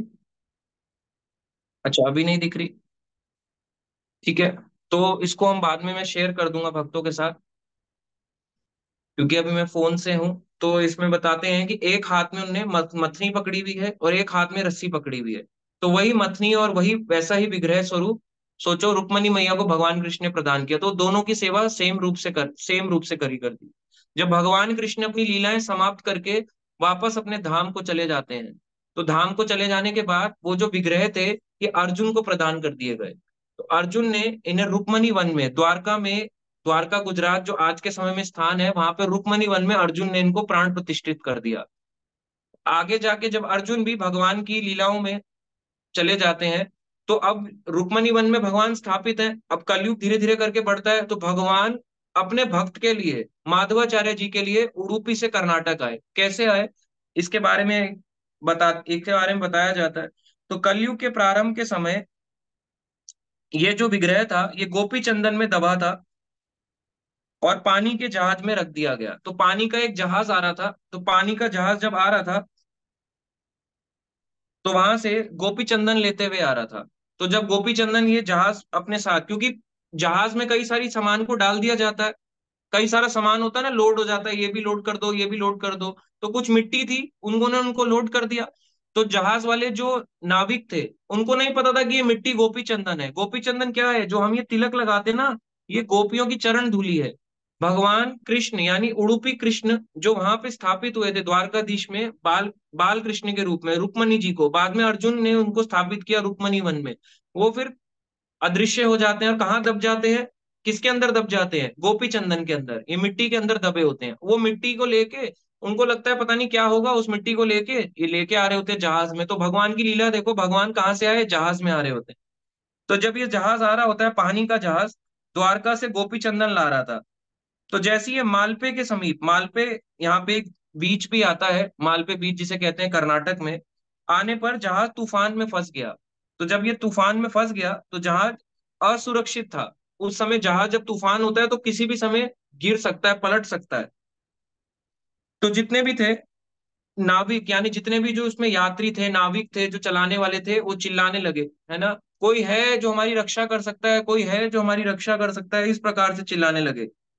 तो माधवाचार्य जी जो कि जानते थे कि भगवान कृष्ण मेरे लिए यहाँ पे आ गए हैं, तो वो वहां पे जाते हैं और वहां पे जाके उनकी मदद करते हैं। तो कैसे करते हैं, क्योंकि वो स्वयं पवन पुत्र हैं, तो बताते हैं उन्होंने एक कपड़ा अपना ऐसे करके ऊपर किया, अपना जो पहना हुआ एक वस्त्र था, वस्त्र को ऊपर किया ऐसे हवा में, तो हवा का जो भाव था वो रुक गया। तो जहाज जिस वजह से तूफान में ऐसे ऐसे हो रहा था, क्योंकि वो स्वयं पवन पुत्र हैं, तो उन्होंने इस हवा को रोक दिया।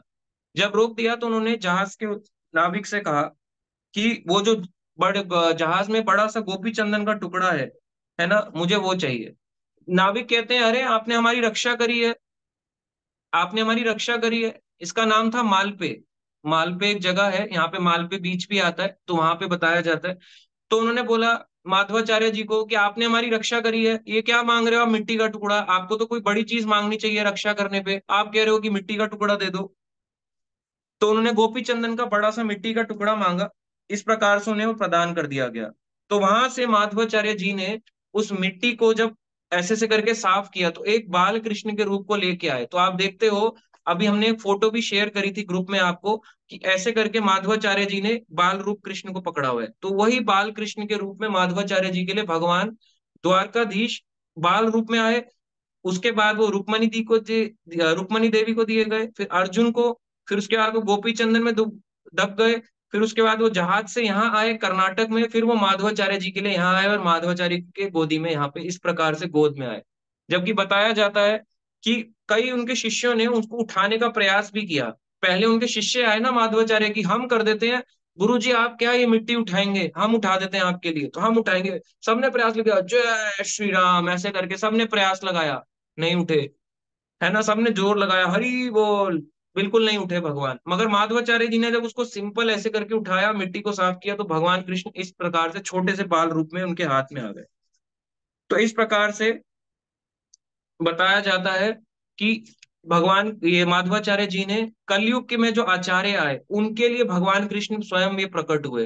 तो ये स्थली में, इसी स्थली में यहाँ पे जो आज मंदिर है उडुपी कृष्णा, यहीं पे वो मंदिर है, यहीं पे वो लीला हुई। और ये लीला स्थली भी है और ये धाम भी है। एक होता है कि क्या जिसे कहते हैं तीर्थ, तीर्थ में क्या होता है, तीर्थ और धाम में ये भेद आता है कि तीर्थ में जाने से कोई पवित्र होता है। अगर कोई वहां पे बैठे बैठे भी बोले उडुपी धाम की जय, चाहे कोई दिल्ली में बैठा हो, चाहे कोई वेस्ट बंगाल में हो, चाहे कोई महाराष्ट्र में हो, या कहीं पे भी उत्तराखंड में हो, चाहे कोई गुवाहाटी असम में हो, कोई बिहार में हो, कोई उत्तर प्रदेश में हो, कहीं पे भी हो आप, चाहे आप केरल में हो, चाहे कर्नाटक में हो, चाहे बैंगलोर में हो, कोई बोले उडुपी धाम की जय, उडुपी कृष्णा की जय, तो वहीं से बैठ के उसको वही कृपा प्राप्त होगी जो यहाँ आने से प्राप्त होगी।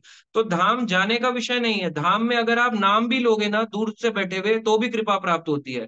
तीर्थ में जाना होता है, जैसे हरिद्वार एक तीर्थ है, जब तक जाओगे नहीं तब तक आपको कृपा नहीं मिलेगी।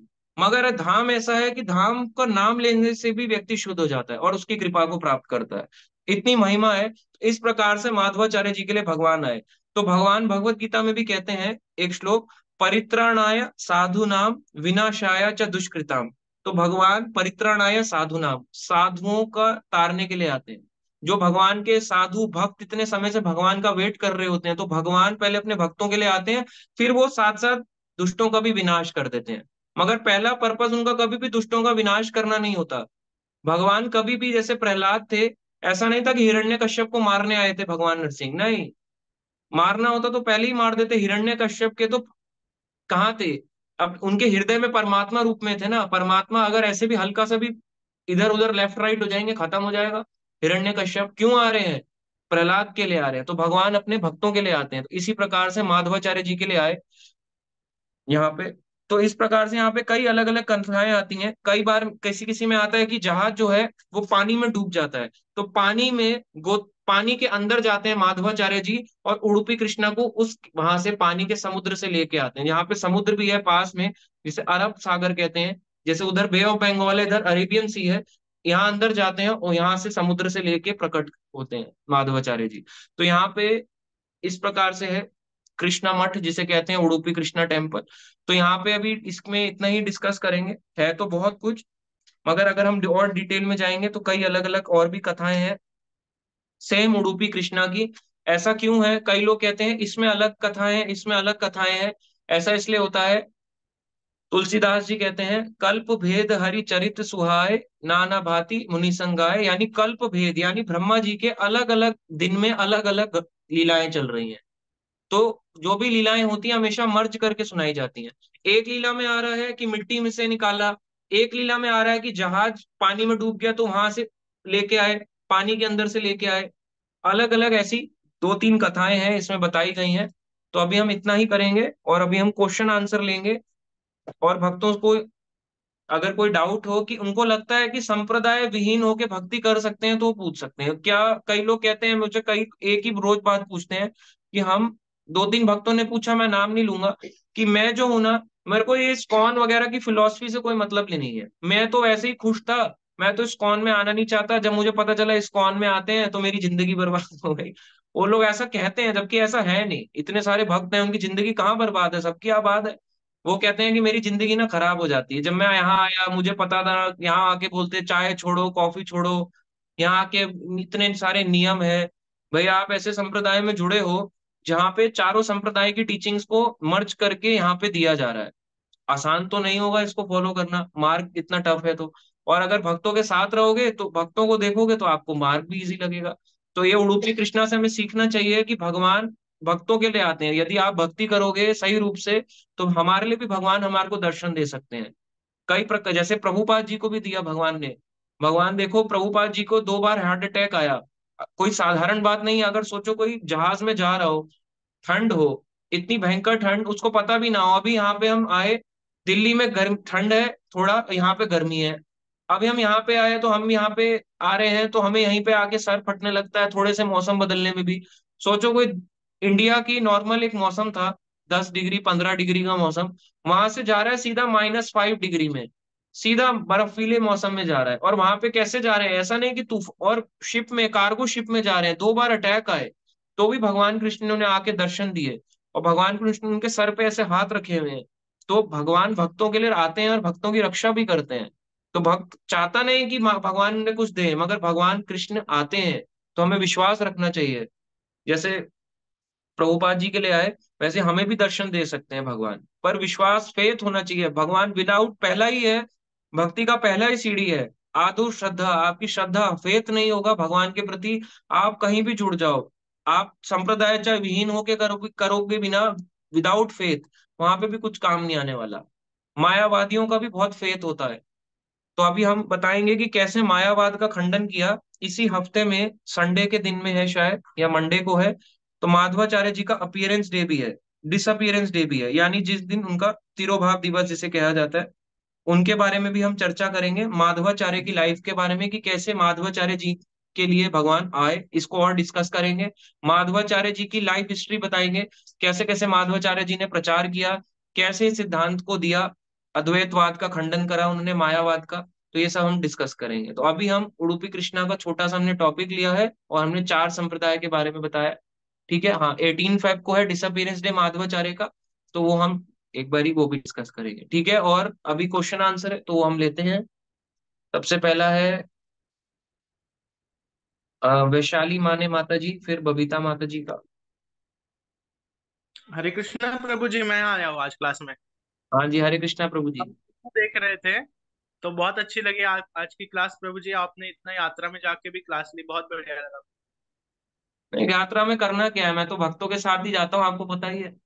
अब वो तो हाँ। ठीक है आ गए, पर मेरे को जनरली मैं मिस करता हूँ भक्तों को, मेरे को ऐसे ही अच्छा लगता है भक्तों के साथ ही हर जगह जाना। अच्छा, अगली बार फिर हम भी चलेंगे आपके साथ। हाँ पक्का, आप तो आप एग्जाम दे देंगे तो जल्दी से आप भी आओगे। अच्छा, और प्रभु जी मैं पूछना चाह रहा था, आपने इतनी कथा बताई, इसका रेफरेंसेस क्या है? इसका रेफरेंस सबसे बड़ा ये है,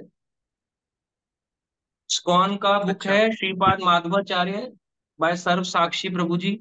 इनकी बहुत बुक्स है, मैं पढ़ता हूँ, रेफरेंस भी देता हूँ। तो इनकी जितनी भी लीला स्थलियां हैं जो आप देखते हो या प्रभुपाद जी की बुक्स में पढ़ते हो, तो उन लीला स्थलियों में सिस्टमेटिक वे से इस तरह से इसमें दिया हुआ है, यहाँ पे ये लीला हुई, यहाँ पे ये लीला हुई, यहाँ पे ये हुआ, इस तरह से इनकी बुक्स में मिल जाता है डायरेक्ट।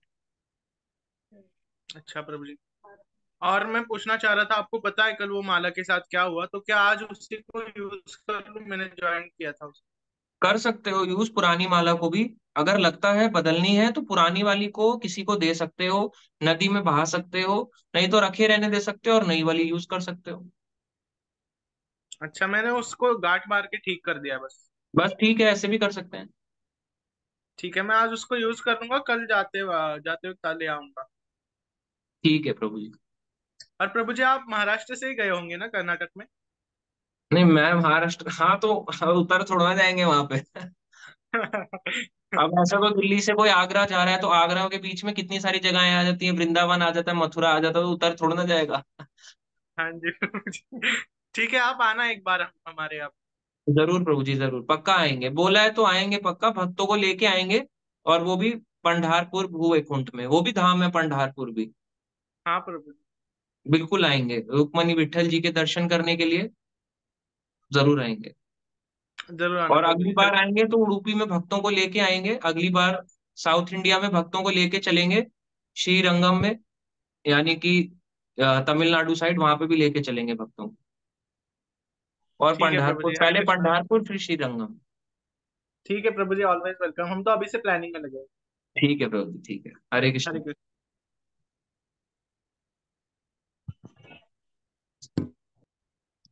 बबीता माता जी। हरे कृष्णा प्रभु जी। हरे कृष्णा माता जी। धन्यवाद प्रभु जी। सबसे पहले इतना सुंदर आप क्लास देते ना प्रभु जी, इतना हर एक एक पॉइंट को इतना क्लियर करते ना प्रभु जी, उसके कैसे लिए माता बहुत। जी, आप ठीक हैं? आपकी हेल्थ वगैरह? हाँ जी प्रभु जी।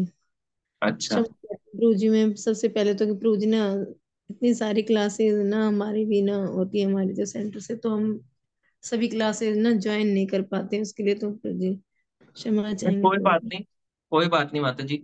वो तो देखो आपका, आपके यहाँ लोकल ही हो रही है क्लासेस सेंटर में, तो ठीक है, वो तो आप जाओ, मैं तो कहता ही हूँ चले जाया करो।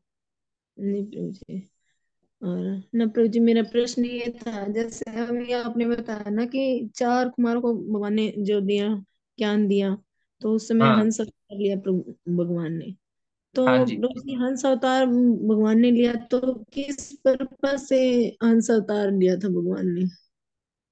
भगवान ने किस पर्पज से लिया था ये माता जी, ये डिटेल्ड है, इसका मैं आपको भेज दूंगा। बट भगवान के हर जैसे कूर्म अवतार लिया था, तो भगवान ने ऐसे तो मीन अवतार लिया था, उसके पीछे हर किसी के पीछे कुछ ना कुछ कथा जरूर होती है, तो वो मैं आपको बता दूंगा। जी प्रभु जी। है ना, तो ये बहुत बड़ा है, बट इसका भागवतम में भी आता है, हंस गीत करके, 11th कैंटो 11वें स्कंद में आता है कि ऐसे भगवान आए, क्या उन्होंने ज्ञान दिया, इस प्रकार से। जी प्रभु जी। और उनने इसलिए हंस अवतार भी लिया, जैसे बताते हैं ना कि बच्चा रोता है तो वो कुआं कुआं करता है, तो डिटेल में है, मैं बताऊंगा आपको इसका ना, अभी बहुत शॉर्ट में तो नहीं बता पाऊंगा। मैंने जो सुना है मैं इसको शॉर्ट में कैसे बता दूं 3 घंटे का। जी प्रभु जी। ठीक है माता जी, हरे कृष्णा। धन्यवाद प्रभु जी, हरे कृष्णा प्रभु जी। ठीक है। देवांश यादव प्रभु जी। जी हरे कृष्ण प्रभु जी। हाँ जी। प्रभु जी, मेरा ये प्रश्न है, जैसे कि हमने उसमें अमोघ लीला प्रभु जी की मैं रामायण सुनता हूँ, ठीक है, तो उनकी मैंने जब सुन रहा था तो वो बता रहे थे कि भगवान शिव भी राम राम का उच्चारण लेते हैं, ठीक है। हाँ सच बात है। और जो सबरी है, सबरी ने बहुत ज्यादा इंतजार किया भगवान राम के लिए। सबने कहा कि राम नहीं आएंगे, लेकिन सबरी को पूरा विश्वास था कि भगवान राम आएंगे। तो मुझे ये जानना था कि भगवान राम का जो अवतार था वो त्रेता युग में बहुत लेट में हुआ, तो कैसे, मतलब, और बहुत सारी चीजें थी, बहुत लोगों को, सारे साधु संतों को बताया था कि जब राम का वनवास हुआ था तो राम के वनवास में अलग अलग जगह गए थे, चित्रकूट गए थे, कहाँ जहां जहां भी गए थे, तो सारे साधु संतों ने कहा था कि राम जब भगवान विष्णु का अवतार राम आएंगे तो राम सबका उद्धार करेंगे, सबसे मिलेंगे। तो मतलब उन इन सबको कैसे पता था कि आने वाले टाइम में राम आने वाले हैं? हमको ये तो पता नहीं कि आज से 5 साल बाद क्या होने वाला है। इन सबको कैसे पता चलेगा कि भगवान विष्णु राम अवतार लेंगे, और जो जो कि है। हाँ, इसके पीछे देखो, ये बहुत अच्छा क्वेश्चन है कि उनको कैसे पता चला। शुद्ध भक्त जो होता है ना, देखो उसको भगवान फील होते हैं, उसको भगवान अनुभव होने लगते हैं। जैसे प्रभुपाद जी को एक बारी पूछा, प्रभुपाद जी को पूछा आपको कृष्ण कहाँ कहाँ दिखते हैं, मुझे बोले मुझे हर जगह दिखते हैं, ऐसी कोई जगह नहीं है। प्रहलाद को बोला कि कहाँ है तुम्हारे कृष्ण, कहाँ है तुम्हारे भगवान, वो कहते हैं मुझे हर जगह दिख रहा है, हर कण कण में दिख रहा है, हर विश्व के एक एक अणु में मुझे भगवान का दर्शन हो रहा है।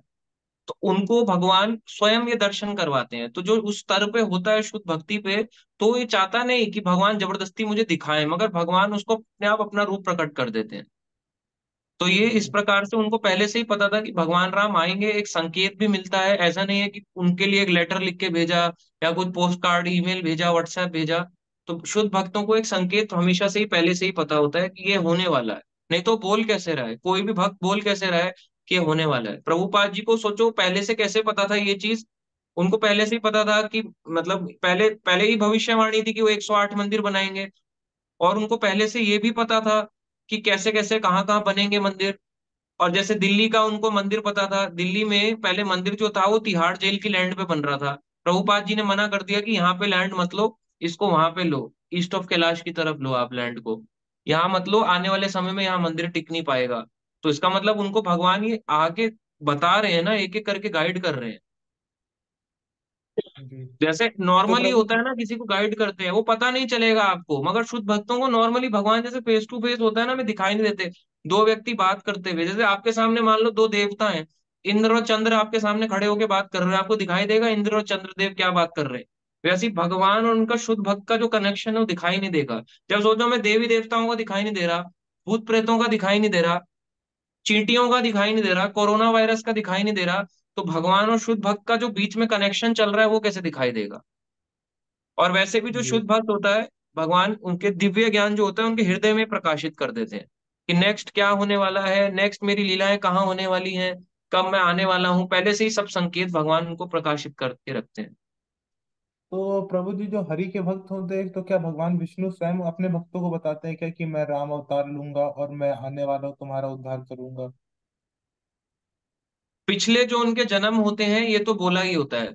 जैसे देवकी को भी बोला था, है ना, तो देवकी को भी बोला था कि अगले जन्म जब तुम लोगी तो मैं तुम्हारा पुत्र बन के आऊंगा। तो भगवान कृष्ण आए, उनका पुत्र बन के आए थे। तो पिछले जन्म में तो कहा ही था देवकी को, उस समय बाद में याद आया ना, मगर ऐसा तो नहीं है कि हर समय उनको याद ही था, मगर वो भगवान ही उनको याद दिला रहे हैं। भगवान कहते हैं मेरे ही कारण स्मृति आती है, मेरे ही कारण विस्मृति आती है।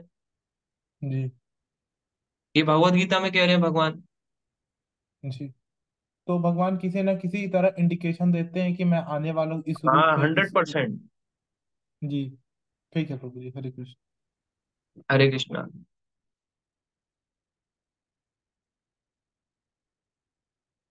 दीपांकर रॉय प्रभु जी। हरे कृष्ण प्रभु जी।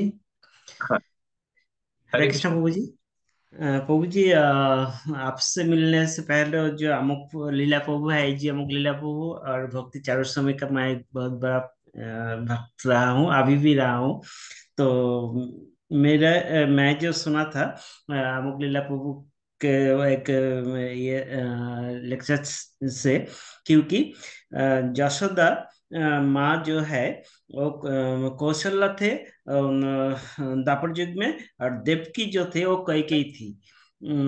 तो ये जो देवकी का बाल लीला, देवकी माता जी को जो बाल लीला दर्शा रहा है यहाँ पे उडुपी कृष्णा में, तो यही कि इससे रिलेटेड कर सकता हूँ मैं।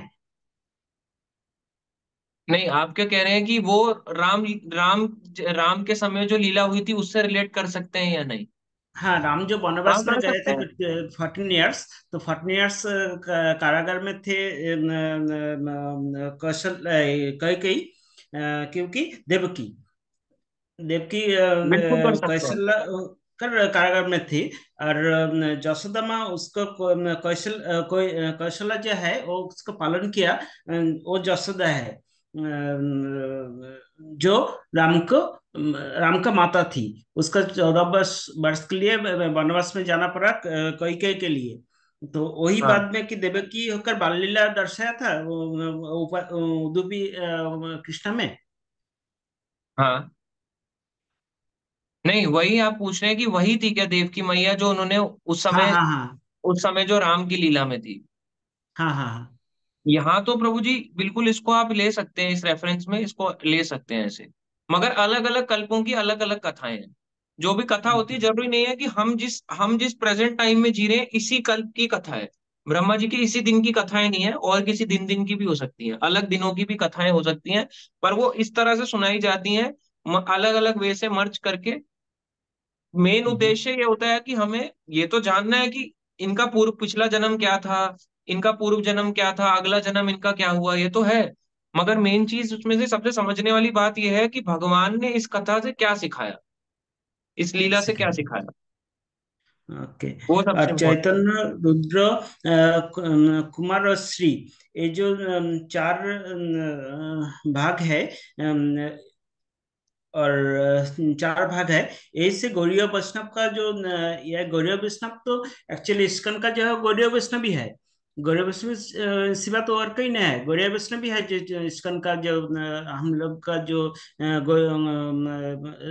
संप्रदाय है, वो तो गौड़ीय वैष्णव भी होता है। हाँ। हम लोग तो गौड़ीय वैष्णव भी है। हाँ जी। हाँ। अच्छा, ठीक है। ठीक है। हाँ, है Gaudiya Vaishnavi, but full name ब्रह्म माधव गौड़िया है, इस तरह हाँ से। वो हाँ। ठीक ठीक है। जबकि माधवाचार्य संप्रदाय ये बात को एक्सेप्ट नहीं करता कि चैतन्य महाप्रभु इसमें आए, क्योंकि उन्होंने कहा कि हमारी टीचिंग्स को उन्होंने कभी फॉलो ही नहीं किया। महाप्रभु का हम्म, तिलक भी ऐसा था, जबकि उनका तिलक हम्म, डिफरेंट है। लगाते तो गोपी चंदन ही है, मगर उनका तिलक का भी भेद है। मगर हमारा जो संप्रदाय है, ये चैतन्य महाप्रभु भगवान है, भगवान तो कुछ भी कर सकते हैं। भगवान के लिए हम मना नहीं करते, तो भगवान ने इसलिए चारों संप्रदाय का ज्ञान लिया, आए एक संप्रदाय में, मगर ज्ञान चारों संप्रदायों का मर्ज करके ले लिया। ठीक है प्रभु जी। नमस्ते प्रभु जी।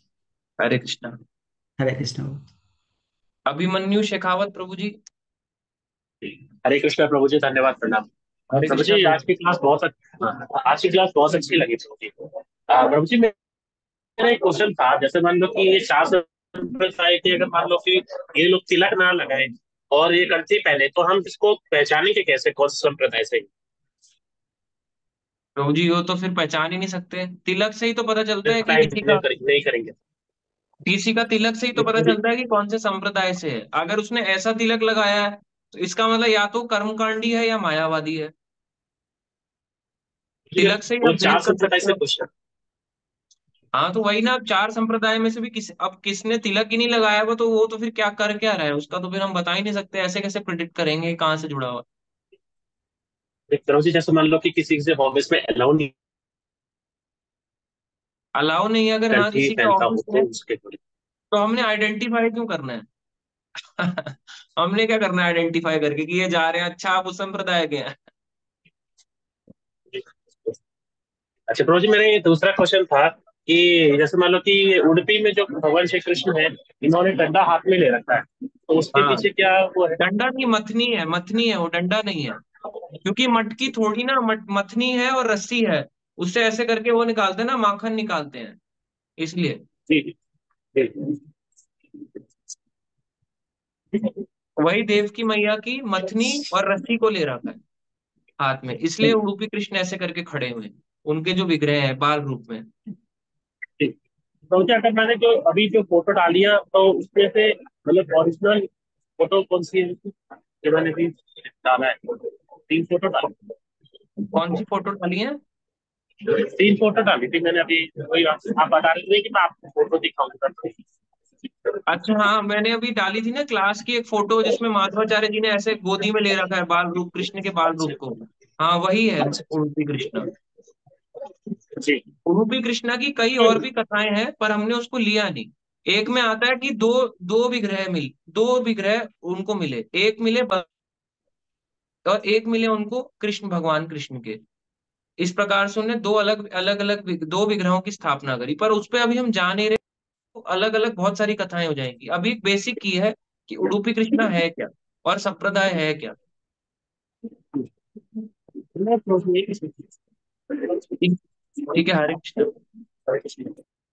व्रत सुंदर प्रभु जी। हरे कृष्ण प्रभु जी, कैसे हो? मैं प्रभु जी ठीक हूँ, आप कैसे हैं? हरे कृष्णा।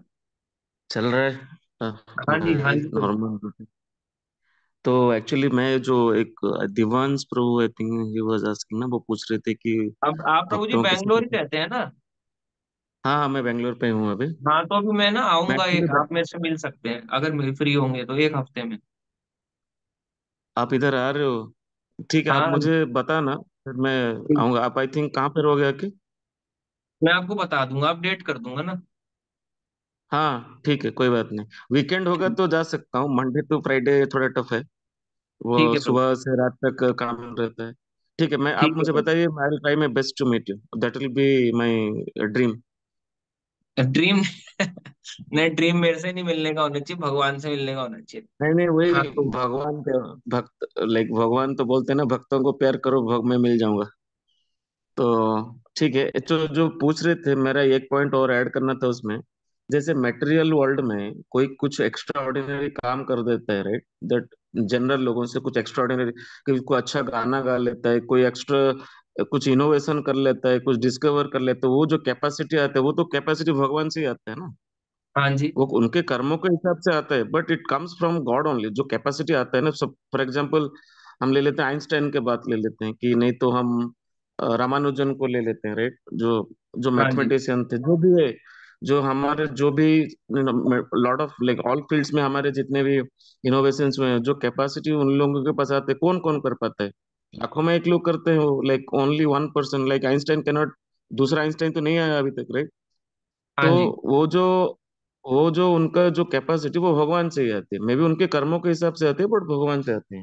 ठीक। हाँ जी। तो ये तो मेटेरियल वर्ल्ड में है, तो जो डिवोटी है उनको तो माइंड में आके बताने के लिए भगवान को, लाइक जस्ट नेचुरल है, like pure devotees they will obviously come to know भगवान आके, जैसे आपने बताया, वो भगवान रियलाइज करा देंगे कि I will do this for you, मतलब वो जो रेसिप्रोकेट करते हैं, एंड इट डिपेंड्स ऑन हाँ आवर मतलब हमारा जो डिवोशन का जो लेवल है, उसको लेवल। लेवल के हिसाब से God will reciprocate with us, right. हाँ जी। एग्जैक्टली। दूसरा चीज है, मैं ये पूछ रहा था, जो हम बोलते हैं ना, हरि अनंत हरि कथा अनंत बोलते हैं, राइट। हाँ देखिए, जी। अभी अभी चल रहा है ब्रह्मा जी का श्वेतभरा कल्प चल रहा है, राइट नाउ। हाँ कितना, जी। हाँ जी। ये जो 12 घंटे का अभी 28 नंबर का कलयुग चल रहा है, राइट। हाँ तो जी। अभी ये तो 1000 बार रिपीट होगा ना, मतलब एक 1000 बार महायुग आएगा तो ये कल्प खत्म होगा, राइट। हाँ, 999 ये टाइम्स और आएगा तब ये कल वो होगा खत्म। नहीं, अभी तो ये वैवस्वत मनु चल रहा है, 6 मनु खत्म हो गया, 7 मनु का 28 नंबर चल रहा है। अभी तो तो हाँ, ये अभी तो जो, छह नहीं, सातवें मनु का 28वां चल रहा है। हाँ टोटल, 7वें का चल हाँ रहा है, टोटल 1000 साइकिल होती है। 1000 होता है। तो ये हाँ जो जी। भागवत है ना, जो हमारा 12 स्कंद जो भागवत है, ये हाँ जी।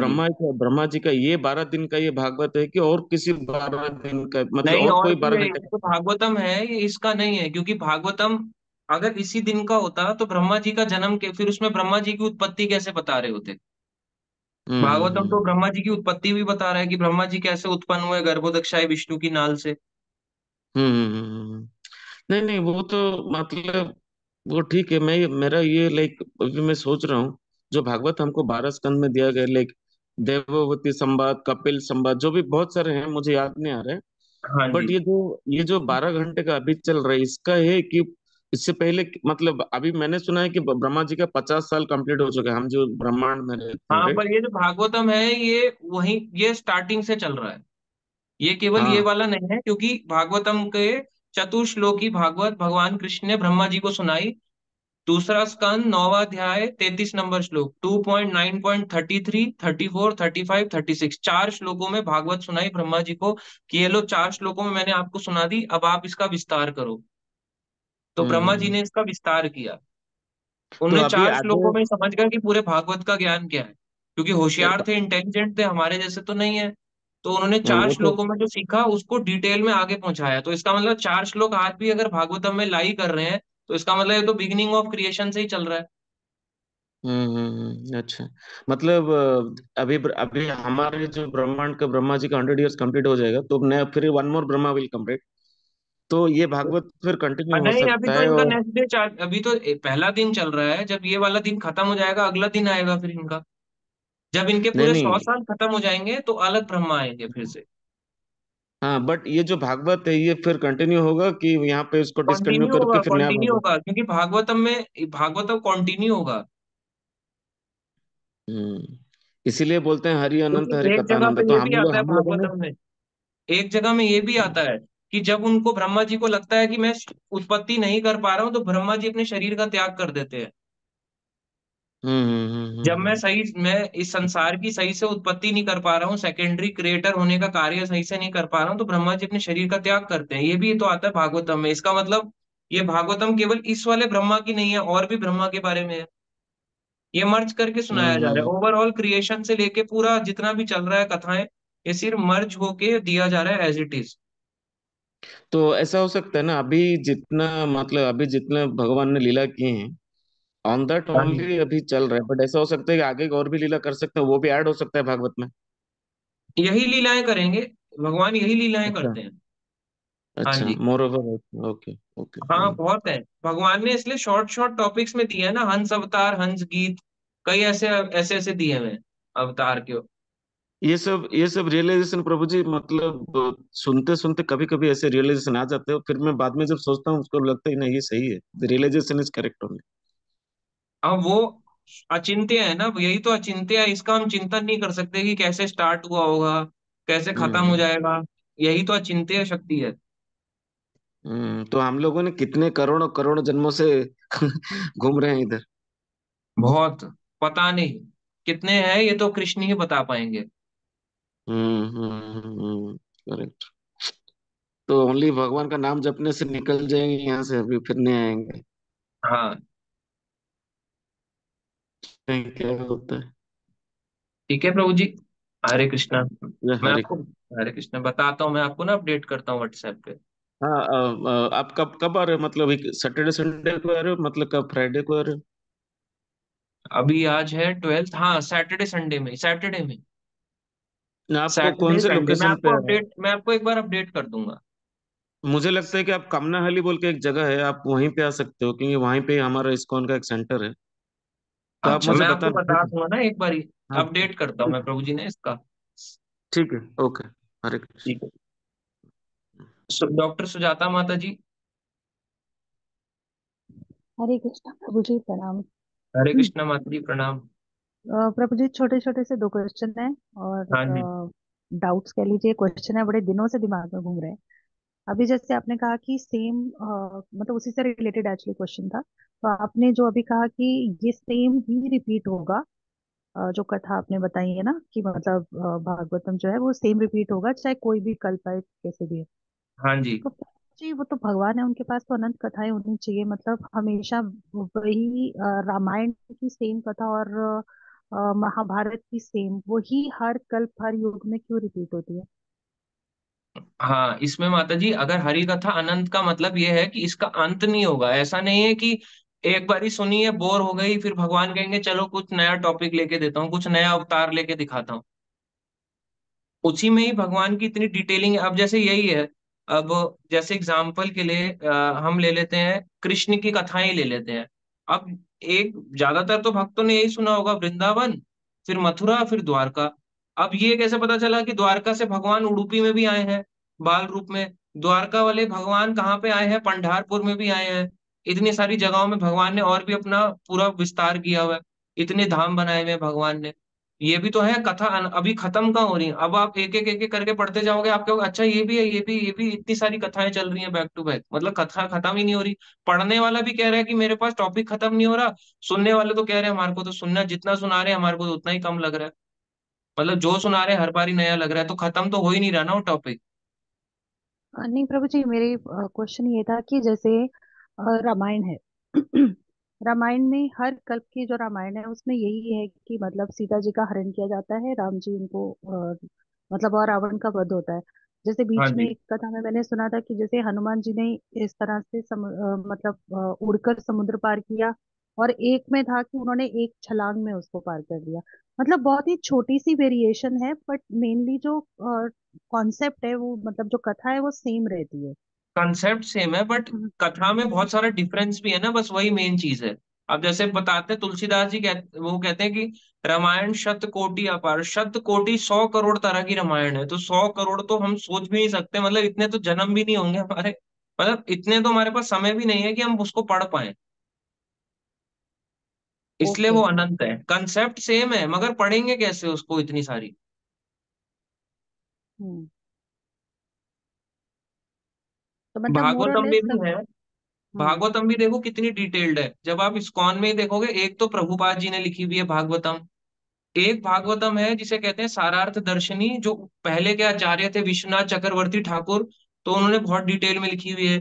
एक लिखा हुआ है क्रम संदर्भ जिसे कहते हैं जीव गोस्वामी ने, उन्होंने अपने उसमें लिखा हुआ है।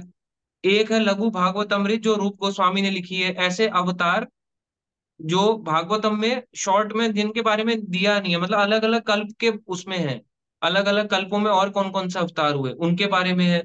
तो इतने अवतार हैं, मतलब अनंत हो जाएगा ना, सोचते रहो। जैसे भगवान के अवतार, अजीत अवतार। अब अजीत अवतार कहाँ पे आए पता है? ये आए समुद्र मंथन की लीला में, जब देवता थक गए थे तो देवता की साइड से एक व्यक्ति थे जो अकेले ही समुद्र मंथन के मंथन अकेले ही करने लग गए कि देवता भी थक गए, असुर भी थक गए, मैं ही अब मंथन करता हूँ। अकेले जिन्होंने मंथन किया वो अजीत भगवान थे। तो ये भी तो भगवान है, कितने अवतार है भगवान के। हम्म, जी। और बहुत दूसरा है। मेरा एक तो एक। प्रभुपाद तो ये कह रहे हैं कि भगवान कह रहे हैं मैं जल का स्वाद हूँ। ये भी एक है। जी। और प्रभु जी मेरा दूसरा क्वेश्चन ये था कि जैसे अभी प्रभु जी ने क्वेश्चन पूछा कि जो देव की माता है जो वो उनको पुराने जमाने की मतलब पिछले उसकी रामायण के टाइम की उनको माना जा सकता है कैकेयी थी। और जो कौशल्या थी वो यशोदा मैया के रूप में उनका जन्म हुआ। और हाँ 14 साल का उन्होंने वनवास काटा था और 14 का ये था। लेकिन मैंने तो प्रभु जी की कथा में सुना था कि कृष्ण जी सिर्फ 10 साल के थे जब वो मतलब उधर मथुरा आ गए थे कंस का वध करने के लिए। हाँ जी। तो फिर वो 14 साल का तो कैसे मतलब बैठेगा। इसको माता जी वही है ना, ब्रह्मा जी के अलग अलग कल्पों की ये कथाएं हैं, ये सेम डे की कथा नहीं है। हम्म। हम जो कृष्णा बुक में कथा सुनते हैं भगवान कृष्ण की, ये 5,000 साल पुराने वाले कृष्ण है। पांच हम्म। हजार साल पहले जो कृष्ण आए हैं ये उन कृष्ण की कथा है। नहीं तो कृष्ण की कथा अब जो बाकी अलग अलग कल्पों में ब्रह्मा जी के आ रहे हैं, 990 टाइम्स तो विष्णु भगवान कृष्ण रूप का लेके आते हैं। और वन टाइम स्वयं जब भगवान कृष्ण स्वयं आते हैं, supreme personality of God head. तो इस तरह से ये कथाएं बहुत सारी हैं। तो हम जो कृष्णा बुक में पढ़ते हैं वो डायरेक्टली जो हम कृष्ण हैं, गोलोक के कृष्ण उनकी पढ़ते हैं।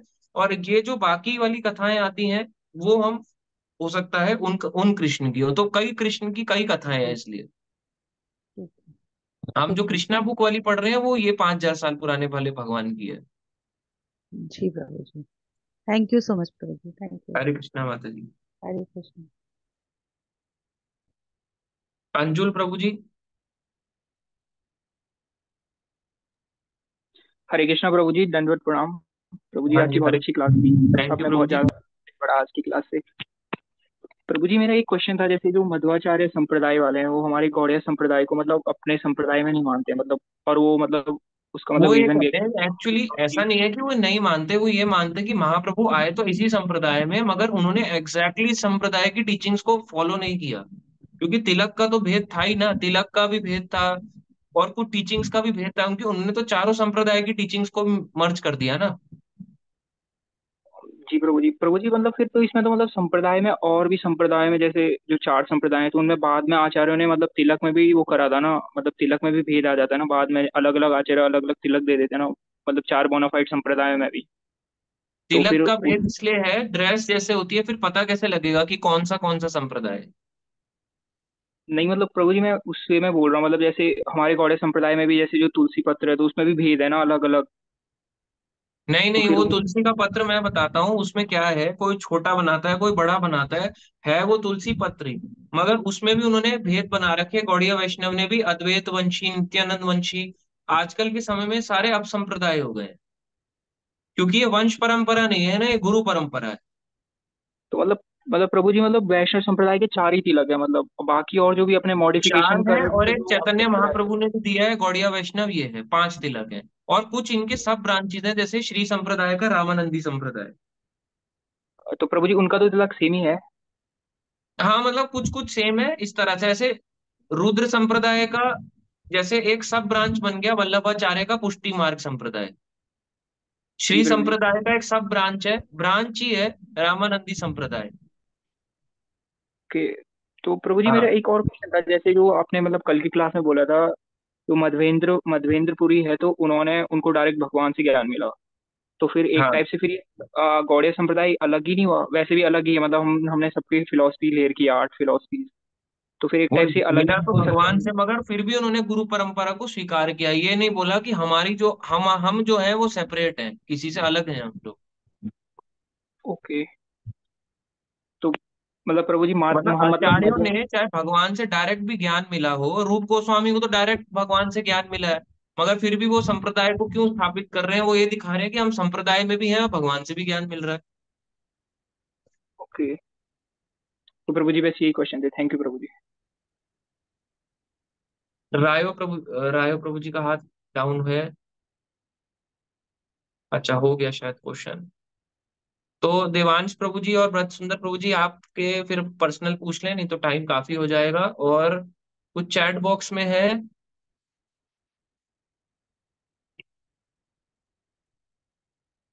अंश अवतार, मैं समझा नहीं अंश अवतार।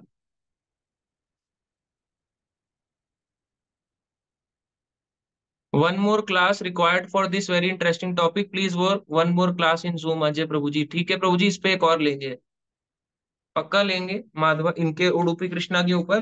बट सेम नहीं लेंगे, क्योंकि एक ही उडुपी कृष्णा पे तीन चार सेम सी कथाएं हैं। एक में जैसे जहाज डूबा नहीं डूबा, एक में कृष्ण बलराम दोनों प्रकट हुए, अलग अलग हैं, अलग अलग कल्पों की कथाएं हैं।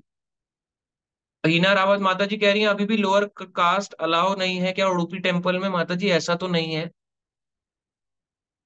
दीप कौशिक माता जी कह रही हैं प्रभु जी इतना डिफरेंस क्यों? डिफरेंस नहीं है माता जी, चार संप्रदाय है, चार लोगों को ज्ञान इस तरह से दिया कि आप इस तरह से टीचिंग्स को आगे लेके जाओ। क्योंकि अकेला व्यक्ति इतना सक्षम नहीं है ना कि उतनी इतनी लंबी टीचिंग्स को आगे अकेला पहुंचा दे। प्रभु वैशाली माने माता जी लिख रही है प्रभु जी आज आप बड़े खुश लग रहे हो। नहीं माता जी, वैसे ही रहता हूँ मैं तो। मधुर सिंह माता जी उडुपी मंदिर में खिड़की से दर्शन करते हैं भगवान जी के। माता जी ये तो पता नहीं खिड़की वाला। केतन प्रभु जी, सब शबरी माता जी ने 10,000 सवाल, 10,000 साल वेट किया था राम के लिए। हाँ जी।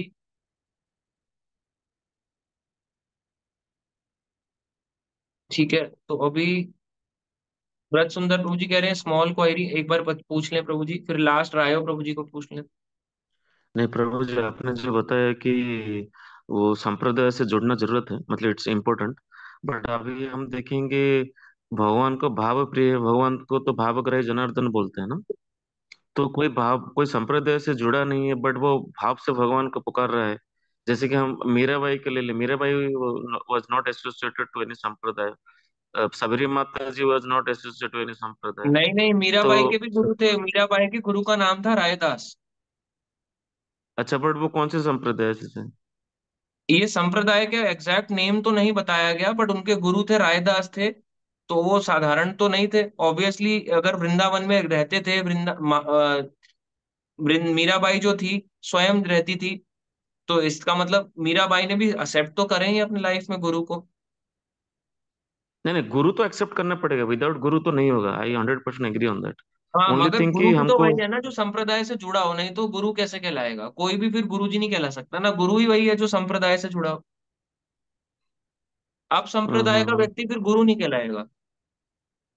नहीं बट आप वृंदावन देखोगे तो वृंदावन में बहुत सारे हैं, आप मतलब संप्रदाय प्योर है, डिवोटीज हैं हाँ जो। वो लोग उनको गुरु मानते हैं, पर वो गुरु है नहीं, संप्रदाय वाले भक्त उनको गुरु नहीं मानते। हम्म। बट भगवान की प्राप्ति करने के लिए ये ऑब्स्टेकल तो नहीं है, लेकिन हम वो हमको लाइक भाव से हम बुला रहे हैं। इवन इफ हमको गुरु दीक्षा चाहिए, बट वो दीक्षा संप्रदाय के संप्रदाय से गुरु ही के होगा, हो कि। विदाउट संप्रदाय नहीं हो सकता। हम्म। ओके, ठीक है। ठीक है। हरे कृष्णा प्रभु जी। और रायो प्रभु जी का है, फिर लास्ट मधुर सिंह माता जी, अभी हम इतना ही लेंगे। प्रभु जी, मैं वो पूछ रहा था कि वो जो तुलसीदास जी का वो श्लोक है कि कल्प भेद हरि चरित सोए भांति अनेक मुनि संगाए, तो उस अकॉर्डिंग जो बात है कि हर कल्प में हर डिफरेंट तरह की होती है। मैंने सुना है कि कई कल्पों में ऐसा कहा जाता है कि सीता माता जो थी रावण की मतलब बेटी के रूप में कहीं से आई थी। तो इस तरह के वेरिएशंस भी कई कई आते हैं। तो इस अकॉर्डिंग क्या है कि भगवान जैसे नवयौवनम है कि न्यू हमेशा नए रहते, तो उनके कथा भी हमेशा फ्रेश रहती है। मतलब एक नहीं कि एक तरह से ही चलती जा रही है चलती जा रही है, हाँ तो डिफरेंट होती है ना।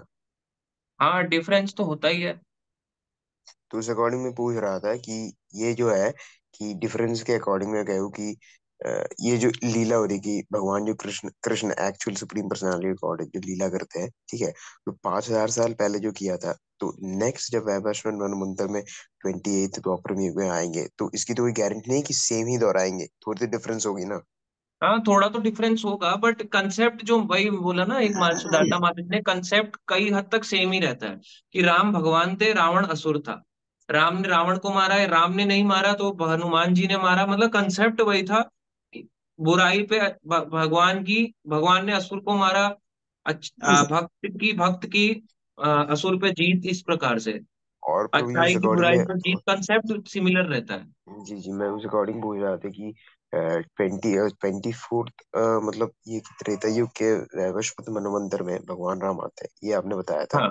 तो हाँ, इस ये अकॉर्डिंग वाल्मीकि इसके, रामायण के अकॉर्डिंग है। हाँ। पर हम इतनी रामायण नहीं पढ़ सकते, अगर पढ़ना ही हो तो वाल्मीकि रामायण सफिशियंट है। तो इसके अकॉर्डिंग प्रभु जी बाकी सारे त्रेता युग में क्या सिर्फ नाम आता है, राम का नाम? कभी नाम भी आता है, कभी भगवान राम स्वयं भी आते हैं। और ये वाले में जो स्पेशली बताया जाता है कि उसमें तो शिशुपाल वो जय विजय थे, रावण हम्म। कुंभकर्ण। मगर हर बार तो जय विजय नहीं आते, इसका मतलब रावण कुंभकर्ण इसका हर बार नहीं आ रहे, तो हर बार राक्षस नहीं। भी आ रहा है। तो अगर असुर आ रहा है तो इसका मतलब कुछ ना कुछ तो लीला हो ही रही है। और उस अकॉर्डिंग की बता दूं कि ये जो चैतन्य महाप्रभु आते थे उनके समय जो जगाई मदाई आए थे वो भी तो वैसे थे कि मतलब जय विजय ही थे, मतलब इस कल्प के लिए।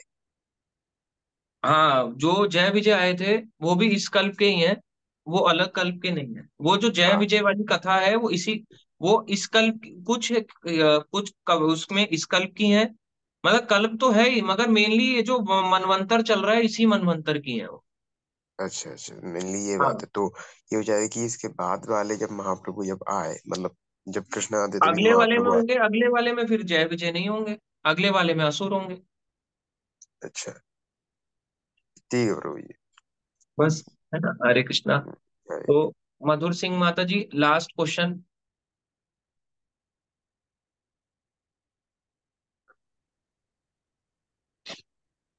हरे कृष्णा प्रभु जी। प्रभु जी मैं क्लास से पहले ना गूगल पे पढ़ रही थी, तब हाँ जी। उसमें पढ़ा कि हाँ कि खिड़की से दर्शन करते हैं और जमीन पे रख के भोग, मतलब जो वहां का भोग मिलता है वो जमीन पे रख के खाते हैं। गूगल पे से पढ़ रही थी मैं मंदिर के अच्छा, बारे ये तो माता जी मैं तभी बता पाऊंगा, देखो जब मैं देखूंगा। मैं ऐसे पढ़ू गूगल पे तो कैसे बताऊंगा, या तो मैं इसमें पढ़ूंगा या गूगल, या मैं सामने देखूंगा। अब मैं ऐसे गूगल से तो कैसे बताऊं, पर आपको कुछ मिलता है रेफरेंस तो आप भेज सकते हो, मैं भी देख लूंगा। में। ठीक है प्रभु जी। हरे ठीक कृष्णा है। प्रभु जी। हरे कृष्णा माता जी।